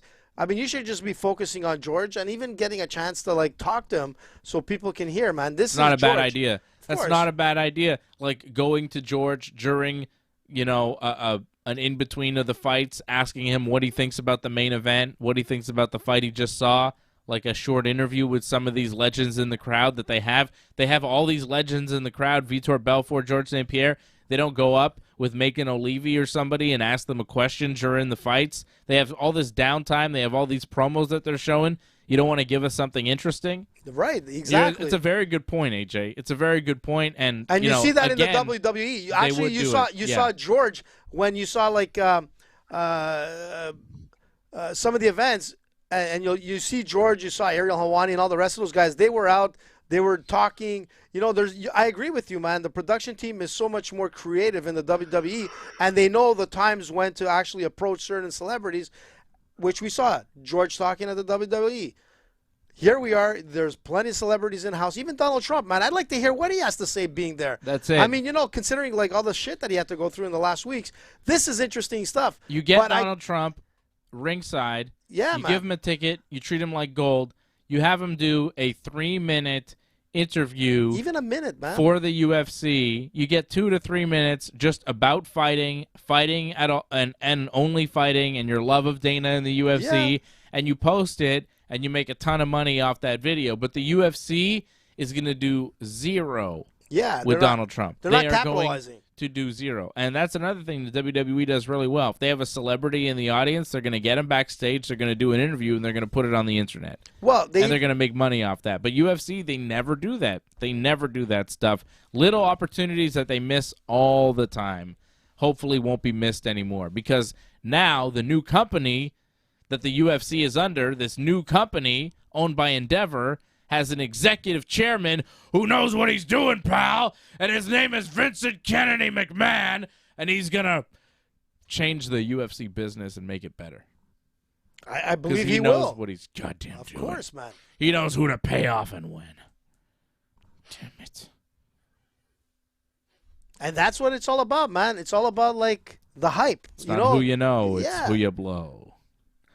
All right, Israel Adesanya and Alex Pereira coming up next. In the crowd. So who in the UFC is looking at a $19 million paycheck then if Vince McMahon is taking over? Ooh, good point. A lot of people. Nagano? Everybody. AJ didn't get my reference. No. But honestly, he might not be wrong. You know? You ever hear about the stories of Vince McMahon and the bearskin rug and the Ultimate Warrior? Come on. Yeah, I think Vince likes more Sean than he would like an Ngannou. That's what I hear, but I mean, I don't know. He likes big, muscled guys. Vince is really... And very oiled. Vince really likes gigantic. The bigger and the more muscly and the more oiled up you are, Vince likes you. Shawn Michaels, Ultimate Warrior, Vince, like those guys. Johnny, stay away from him. A lot. Here we go. It's the championship fight that we're here to see. Israel Adesanya, Alex Pereira. Will he do it a fourth time? I think he will, man. Can he beat him I might again? have been off with Masvidal, but I don't think... They fought twice in kickboxing, once in MMA. Pereira has won all three. He comes in here as the defending champion for the first time as the underdog in the fight. Roughly same height, same reach, same weight. I think Pereira seems a little bit bigger. Pereira seems bigger, but yeah, according to the stats, they are the same. Yeah, and somehow those stats were wrong, man. The UFC production team just even though you saw a picture of them face to face and they were the same height. They didn't look the same height at all there, Dave. It's just Pereira has a bigger head. I was going to say something, but I'll leave it as is. I don't know what he was going to say, but I don't want to. I think it's best. It's Miami, man. It's best you leave it. Look at that monster. Hey, Freddie, I was saying to Dave, I don't think I've ever saw a monster like the drink can in the center of the octagon. I feel like it's there I don't know. every They've been a event. I don't sponsor think for so, a while, but I haven't seen it in the center of the octagon, man. Monster. I mean, they've been on the trunks for a while. I've seen them, so I would expect that they've been not at the center of the octagon. Here's Israel, man. Israel's looking good. I almost he's looking like he's determined. I was going to say, man. why is he coming out first? But yeah, he's not the champ no more. He ain't the champ, man. Come on, Israel. Let's see. Don't dance, bud. Don't dance. I wonder if he still gets pay-per-view points. Of course. He's coming out. He's singing and dancing. And he's got that weird dog collar on because he's going to take it off to let the dog out. That's his whole thing that he's been saying. I'm surprised he's actually wearing this dog collar to the cage. Isn't that like a shock collar? No, I don't think so. I don't know, man. He's saluting some of his friends and family that are there. He's going to take the dog collar off. Shock him. I don't like the look and vibe of Adesanya going into this fight. I might be reading into it wrong, but the dancing, man, it's a fact. It's just a Dave Simon fact. Just the way he's been at the press conference, just the way he was after the fight, everything I've seen from the countdown and embedded, everything I've seen from Adesanya leading into this fight, it's a lot of pressure, leads me to believe that there's something not quite right with him going into it. Like I don't know what it is, but I don't like it. Maybe he knows that Pereira's got his number. I'm not sure. Well, Dave, think about it. Just honestly think about it. But he could come in and smash Pereira. Who knows? He could, man. But you know what? You got to go into a fight with so much pressure on you, man. You know, you're going in with the guy who's beat you 3 times, man. You've got to be mentally strong to be able to say, you know what? This is going to be the fight that he made 3 times the mistake. You know, I should have been better.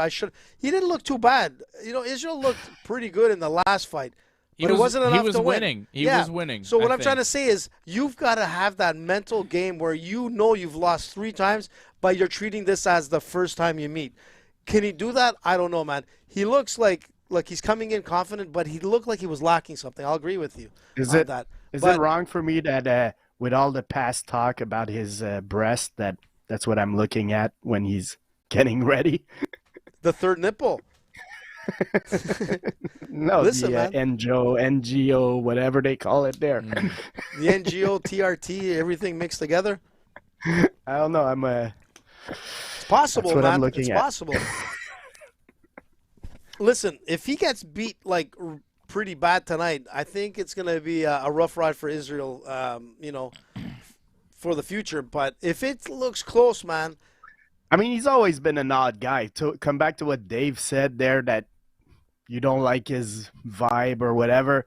I mean, he's always been a little bit odd, if anything. But, yeah, maybe he's putting it in another gear right now because he's feeling the pressure of winning back. If he loses again, man, he's like, if he loses again, he's not getting another title shot until Pereira loses the belt to somebody else. So, you know, this is a big fight for him. I mean, he might retire if he loses again. Yeah, he could. You know, where do you go from there? Where do you go? I don't know, but Pereira will follow him. What's up? Stalk him. What's up, Jofo? Jofo in the ring watching Jofo! us. Shout out to the Jofos. They're awesome. The Jofo mofos. Our buddy Jeremy Prophet. Canada's great wrestler. One of the Jeremy, best, man. One of the best wrestlers in the world today. He's got the look, man. He's got the style. He's got great UFC picks, too. Jeremy and I exchange our UFC picks, send each other messages before all the UFC events. He's a big UFC fan. Our buddy Jeremy Prophet. He's got... he's on the big shows, man. He's doing well. I like Jeremy. He's got Pereira in this fight, too. That's Everybody I know is picking Pereira to win. That was How a about the weird cat? entrance What did by the cat Pereira. He was coming in with the... He should have wore his headgear coming in here, man. You got to have more of that the what? pizzazz. Well, he came in with a boxing stance. It was a little weird because he was coming in like this, and then he came to do like a narrow thing. Yeah, So- the tribal thing. But he should have been wearing his headgear coming in here. That's the thing where I think the WWE could do a better job for these guys. Entrances. Yeah, the entrances, man. Like I always think about the Gracie Keep days, your man. energy You know that for the the fight, train. man.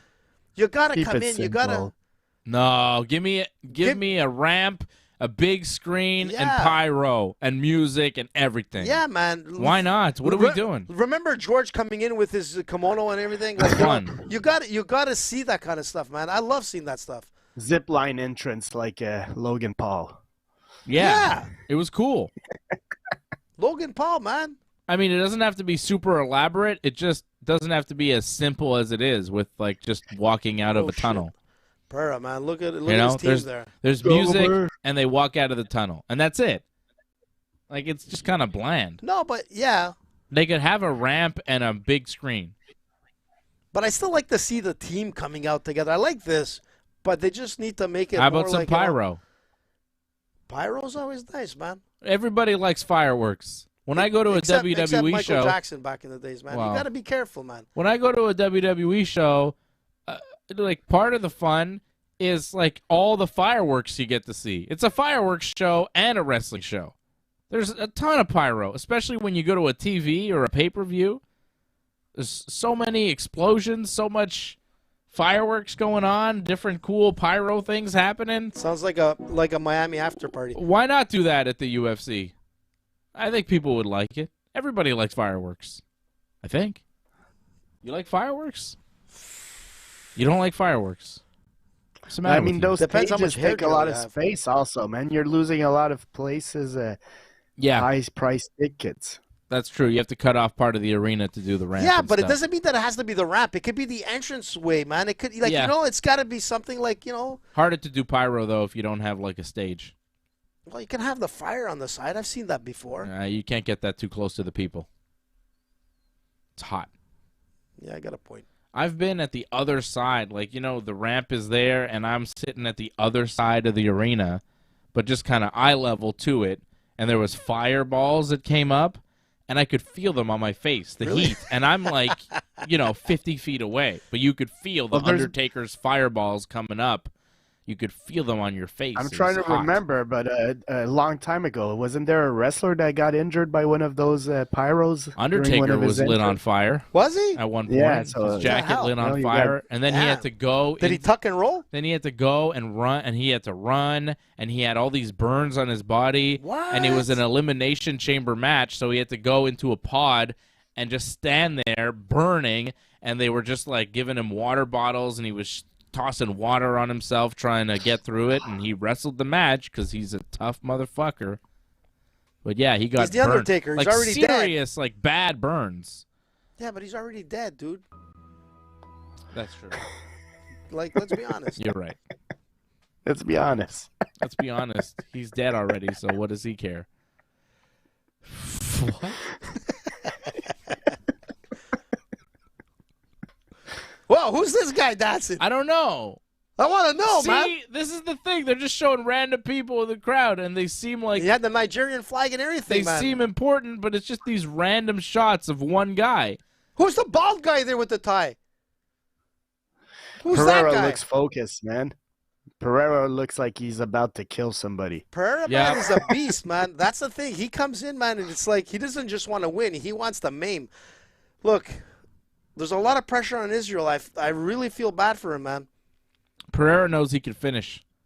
But Israel is He still knows- Israel, man. If he can play a smart game, man, and not... He could do it, man. You could do it, Israel. Like I do it. like this Pereira look, man. If there was like some type of crazy apocalypse, man, Pereira's the guy I want out in my corner, man, because he's got the look of a guy that's just gonna do whatever he needs to do.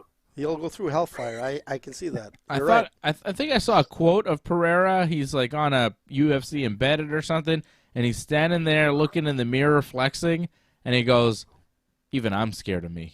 What? That's scary, man. That's some scary shit.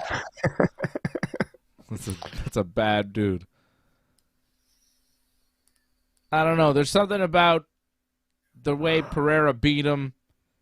Oh, no. Whoa, what was that, man? Israel, you scared me there. I feel like Pereira going into this fight knows, like, I've got this guy. I know this guy. And it's going to be way more in Pereira's favor than the last one was. Well, you know what? Pereira has to, like, win big here, man. I don't think he does. I think he just has to win. Yeah. I took Pereira by decision. I think he's going to win by decision. He's going to win most of the rounds. Maybe not. Maybe all of them, I think. That was my pick. Maybe he'll get the knockout. Who knows? But I got Pereira winning this fight. We all do. I mean, we could be all wrong. We'll see at the end of the For fight. sure. But You can't underestimate Israel Adesanya. He's one of the best ever. And he was winning that last fight until he wasn't. But again, like Leon Edwards was winning, or Kamaru Usman was winning the Leon Edwards fight until he got knocked out. And then they fought again, and it was a different story. Like Leon Edwards was in control of that fight. yeah, You know? it was surprising, man. Yeah. I didn't think it was going to be that much of a control. I thought Usman was going to come out because he was like, he won practically every round before that knockout. Listen, man, sometimes, you know, you beat the spirit out of the fighter, and let's see what happens tonight. Tonight could be that night for Israel. Like, you know, we'll see. Here we go. Round one, baby. Nolan McScoth says Anthony Jr. DeLesio is never wrong. Do you know this person? Who is it? Nolan McScoth. Of course, man. The Irish connection, man. Nolan, man. He says you're never wrong. And Nolan, even though Nolan is always right. Nolan, he picked Jorge Masvidal to win, and Jorge lost. What about that? Yeah, but I said he was going to retire. Yeah, but he's wrong sometimes. 50-50, man. Can't be never. Nolan. He was just wrong recently. It happened like 10 minutes I don't know ago. who Nolan picked on this fight, but They're fighting. I know he's always going to pick Connor. Adesanya with a leg kick there. Nice little calf kick. You see, he's so upright, man. They're going right into like a kickboxing match here. Uh-huh. This is not good for Israel. That upright stance is going to... They're both pretty good kickboxers. They are. Adesanya knows what he's doing. But Pereira's won twice on that kickboxing circuit. That was a wasted punch by Israel. Like, if you're going to get in, man. Nope. Nice. Nice leg kick there. Again, another calf kick from Adesanya. Landing them early, it'll pay off late. That's a good one, Dave. I'm good.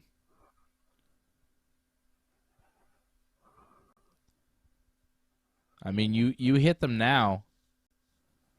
They'll slow Pereira down later on. Nice That's what you're snap looking kick, for. man. That was a nice little...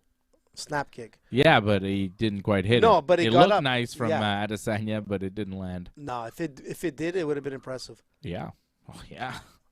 But it was close. Yeah. That's worth a try.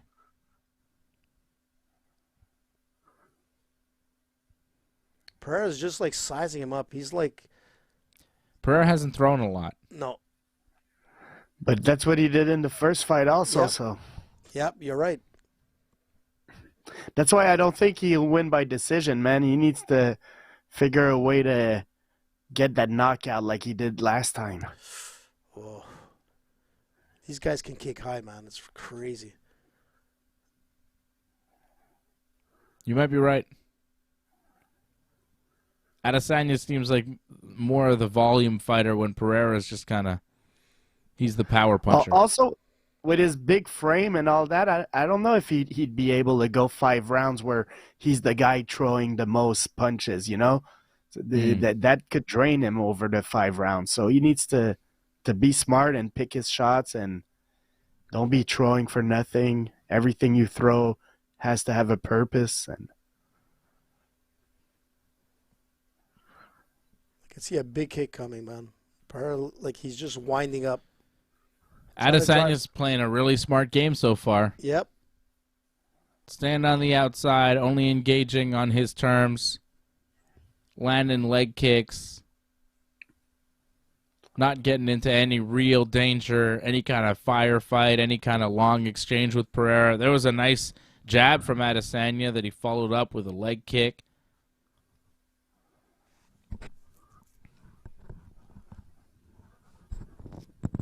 Pereira hasn't landed much of anything. He throws a couple leg kicks there. Did force a stance change from Adesanya, so he obviously didn't like it, right? He landed, boom, one leg kick, boom, another, and then Adesanya switched stances. Nice body kick from Adesanya. A lot of tension, man. Adesanya looks really sharp. He's bouncing around really nicely. He looks in top shape. He's moving great, as he always does, but he looks really good tonight. Just the way he's moving and those body kicks, they're so sharp. Look, he needs to win, man. Ooh. That just sailed over Israel's head. Pereira threw a big head kick there, and Adesanya just kind of said nope.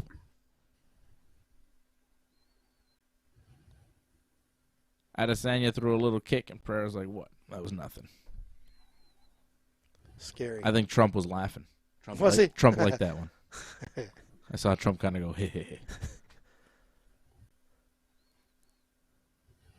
Adesanya, Pereira. There's a lot of movement. I mean, there's kicks being thrown. There's a few jabs thrown, but there's not like heavy action. Like, ooh, that was a nice leg kick there from Pereira. You see, when he lands the leg kicks, they're heavy, and Adesanya reacts every time. Coming up on the end of the round.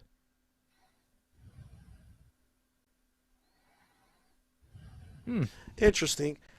Close round. Yeah, close round. Tough round to judge. Not a lot of action, but like Fred said, this is exactly like the first round of the last fight. Fred, how do you see this first round going? Who do you give it to? I don't know. It's a tough one, man. It could go either way. I mean, Adesanya probably was the guy that threw the most strikes, but those leg kicks from Pereira were pretty effective, I think. So that might have been the biggest story of the round, is those couple of leg kicks where they were heavy. Got Adesanya. Yeah, exactly. I feel that could slow down. It's a tough round to judge, man. I picked Pereira, so I'm not gonna count this round as one in his on his side for sure. But I think I would give it to Pereira. But it's a tough round. And the thing is interesting is that Israel didn't sit down. He wanted to stand up, like saying, "I'm okay, man. I'm ready to go." I don't know if it's a sign of confidence or trying to intimidate his opponent. Does he always do that, though? Or? No, he'll sit, but he's looking like he's ready to go into it right away. So we'll see how the second round goes. Here we go. Big left kick by Israel to start. Yeah, it was a close first round. I think I'd agree with Fred, though. Give the slight edge to Pereira, but close. Close. I mean, if you give it to Izzy, whoever gives it to Izzy, I have no problem with that. Like, it's one of those rounds that you just got to accept it might not go like you see it. Nice kicks by Israel right now. Yeah, Israel landed some nice little body kicks. Pereira followed up with a good kick. Yeah. That got Israel backpedaling. Another body kick from Jesus, Pereira. body punches. And big, heavy body punches, and it's a firefight now. Pereira landed some big punches in the exchange. Adesanya trying to fire back. He landed a couple, but it's like he's angry. And last time when he knocked him out, Adesanya had his back on the cage a little bit also. I think that's another aspect where Pereira, if he wants to have success, he needs to figure a way to corner Adesanya somewhere. Don't let him just move the whole fight. Pereira opening up, but Israel made him pay there with a nice 1-2. Yeah. Nice body kick. Pereira's ribs look a little red, though, right? Yeah, on the right side. Yeah, Adesanya landed something heavy. That seemed to just piss off Pereira. Yeah, he kind of got mad, and I was like, Jesus. Yeah. Like he came in like he got hit with the body kick, and then he's like, "Rrr," and then he like came forward and started landing good solid strikes. Yeah, and it got a bit intense there, but like they sort of kind of went back to the first round here. They're circling. They've calmed down and got technical. Yeah, again. We'll probably see that intensity at some point again, but yeah, Israel's switching stances quite a bit. We'll see. Oh, nice jab from Pereira. Wow. That's the thing. Israel might land 2 or 3, but then when Pereira lands that 1, it's like, ooh. Yeah, you can see the power behind it. That's it. Pereira is taking the punches and just not. It doesn't affect him. Israel's taking the punches and he stops for a second. It's sort of like touch and go for Israel. Yeah. There's not that much behind it. No. I mean, he doesn't really want to get in too much. Yeah. So I can understand that. You can't plant because you're going to get in trouble if you plant. Yeah. Pereira's got no problem just kind of planting there and going, foomp. Here comes the power.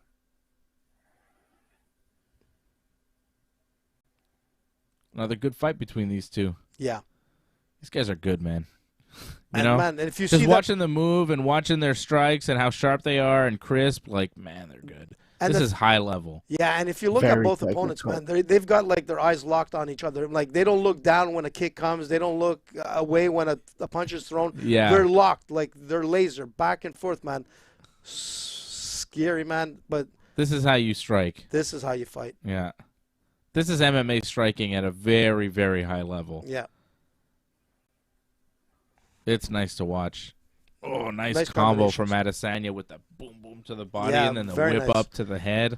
But there was nothing behind it. Like, they're coming in, they're touching the mark, but still they land and they score points. Sure, but not enough to, like hurt like Pereira. I don't know if Adesanya has to hurt Pereira. I think he just has to win rounds and not get hurt too bad. True. Because I think he was on his way to winning that last fight had he not got hurt so bad. Oh, a nice left and a right by Pereira. Pereira landed an elbow there, too, in the exchange. When Adesanya kind of crashes into him, he gets in trouble. Yeah. Don't get too close. Pereira landed a big leg kick, and Adesanya stumbled, and Pereira followed up with some punches. Oh, it's those body punches that are hurting Israel, man. Those leg kicks. Israel's leg is compromised. Israel fires back and drops him. He knocked him out. Israel Adesanya. Israel Adesanya just knocked out Alex Pereira. Holy shit. Shit, that was a weird exchange, man. He knocked him out cold. He's unconscious. He's asleep. Israel Adesanya just knocked him out cold. He was on the edge of death, and he came back, and he knocked him out, fired back with a right hand, stiffed him.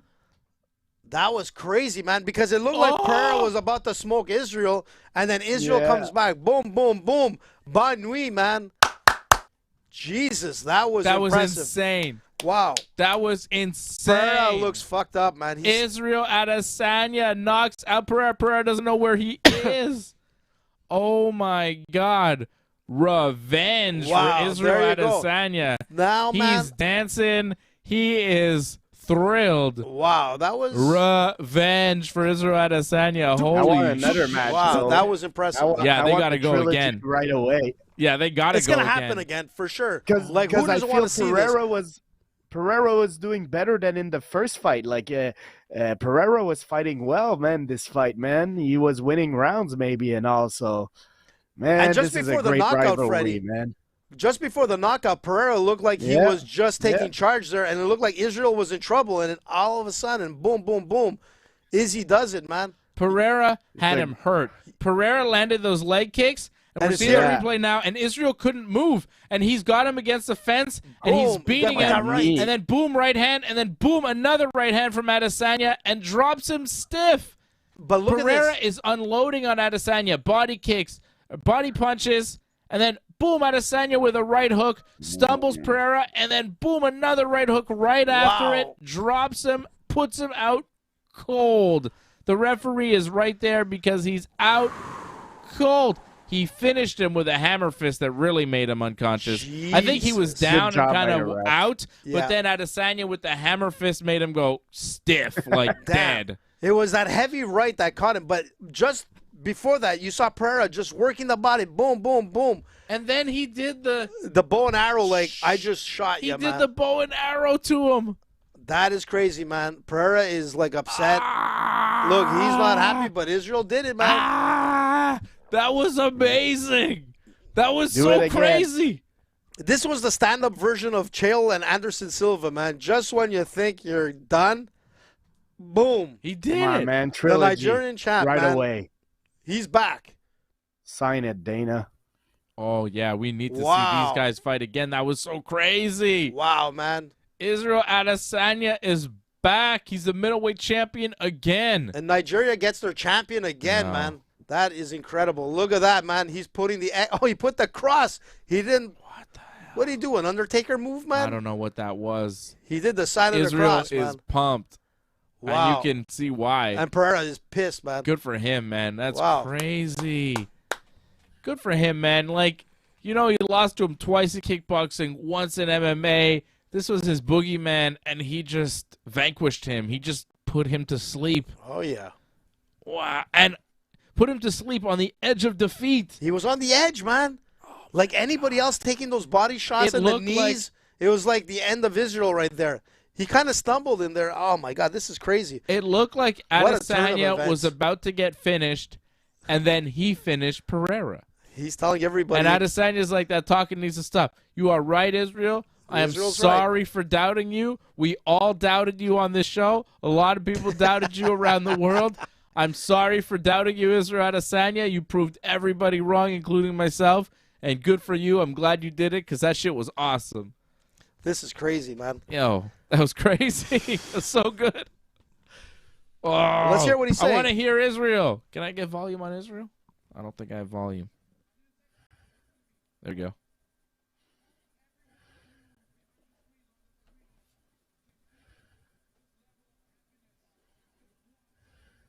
Oh, that's nice. He says he hopes that everybody watching and everybody there can feel this level of happiness once in their lives.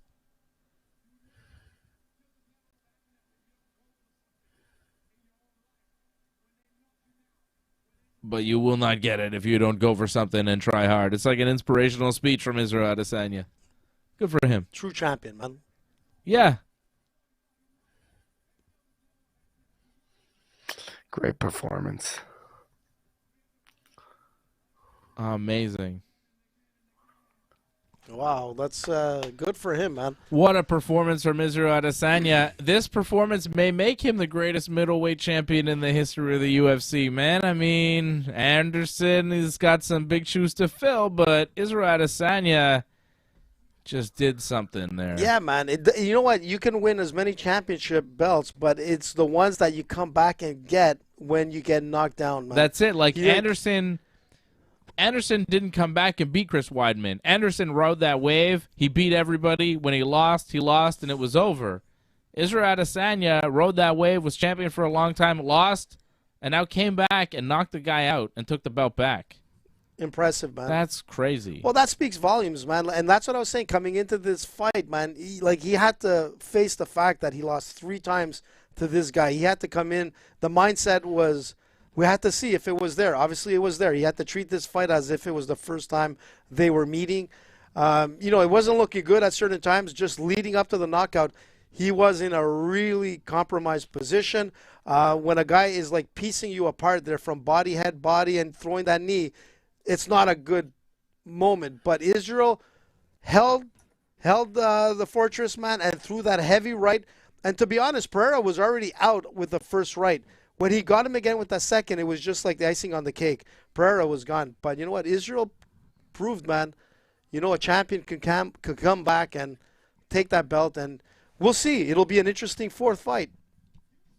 Or fifth fight. Yeah. I think it makes sense to do an immediate rematch. I don't know if they will. And here's the replay. I would not be mad at seeing these guys fight again. Look at that. You got kick, knee, I mean, he had body, Israel head. in Boom. trouble, and then Israel just fires back. It was just boom, boom, wow. right hook. Wow, the crowd went wild, man. Dead. I mean, look at this. Boom, body, knee, head, boom. You see, the problem with Pereira is that he was throwing that hook, and he dropped his hands, man. You throw that hook, you had to get in. He kept himself open, A nice rope-a-dope, man, off the octagon. Wow. Israel Adesanya. The Nigerian champion is new back. and new. I was going to say, and still. So what was Drake's that. call? Was that by knockout? I think so. Yeah. That's the one you had like by knockout? What? Well, didn't he have a pick like was it Israel by knockout for like $900,000 for $6 million, something like man. that? Oh yeah. Drake is running high, bet? man. Israel Adesanya by knockout.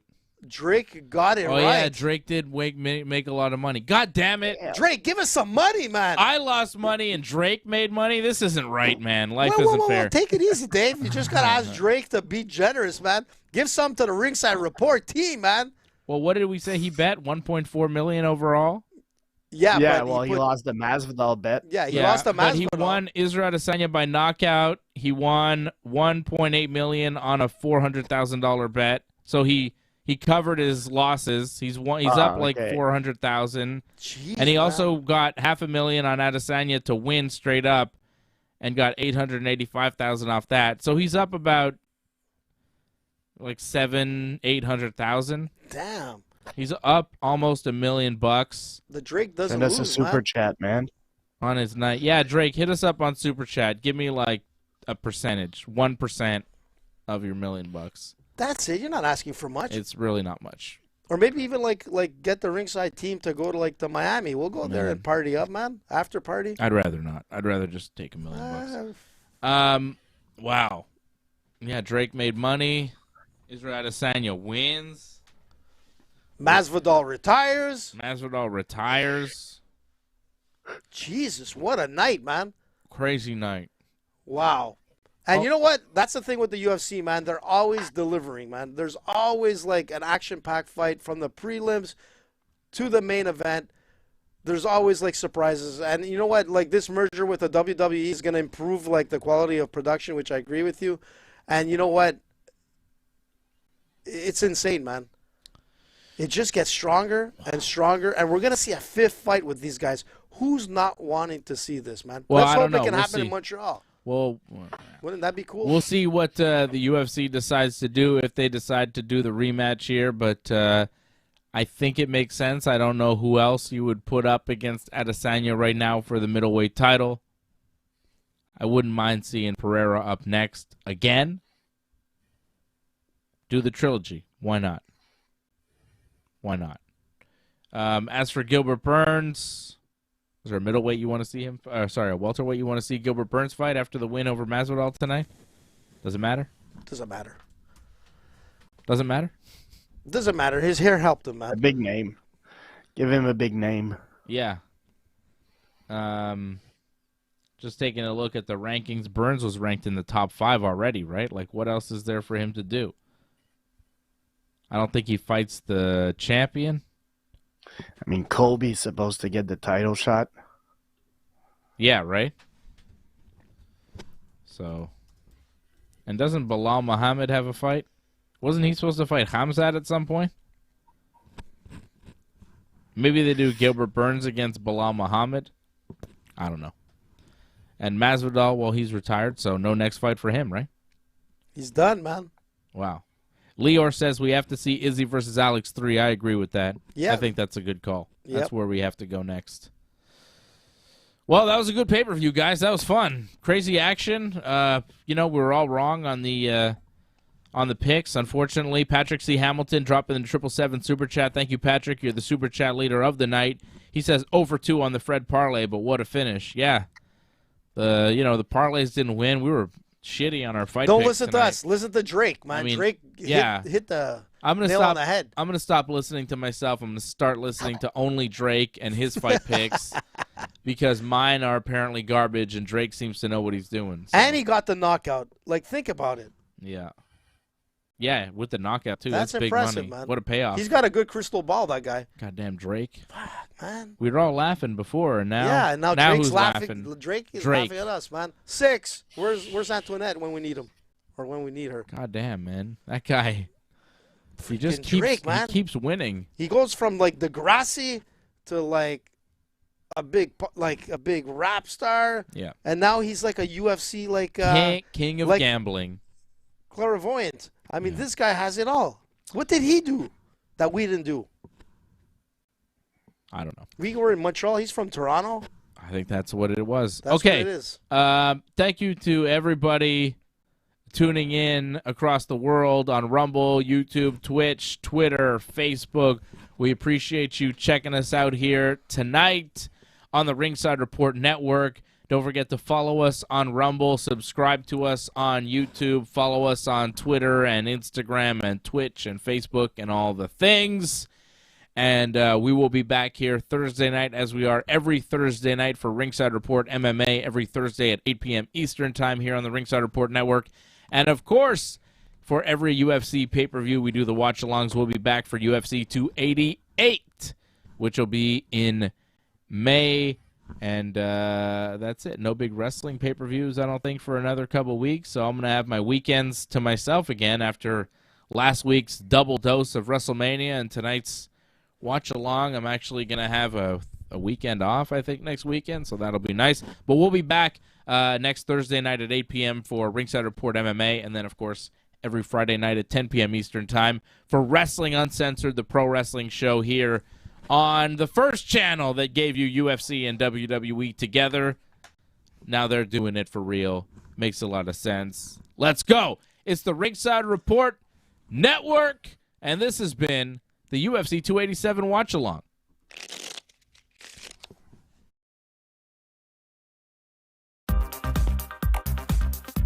Please join in and give your support to Ringside Report Network. We've been providing expert coverage and commentary on both pro wrestling and MMA for over 15 years. Go to ringsidereport.net/support to find out more ways to support the channel.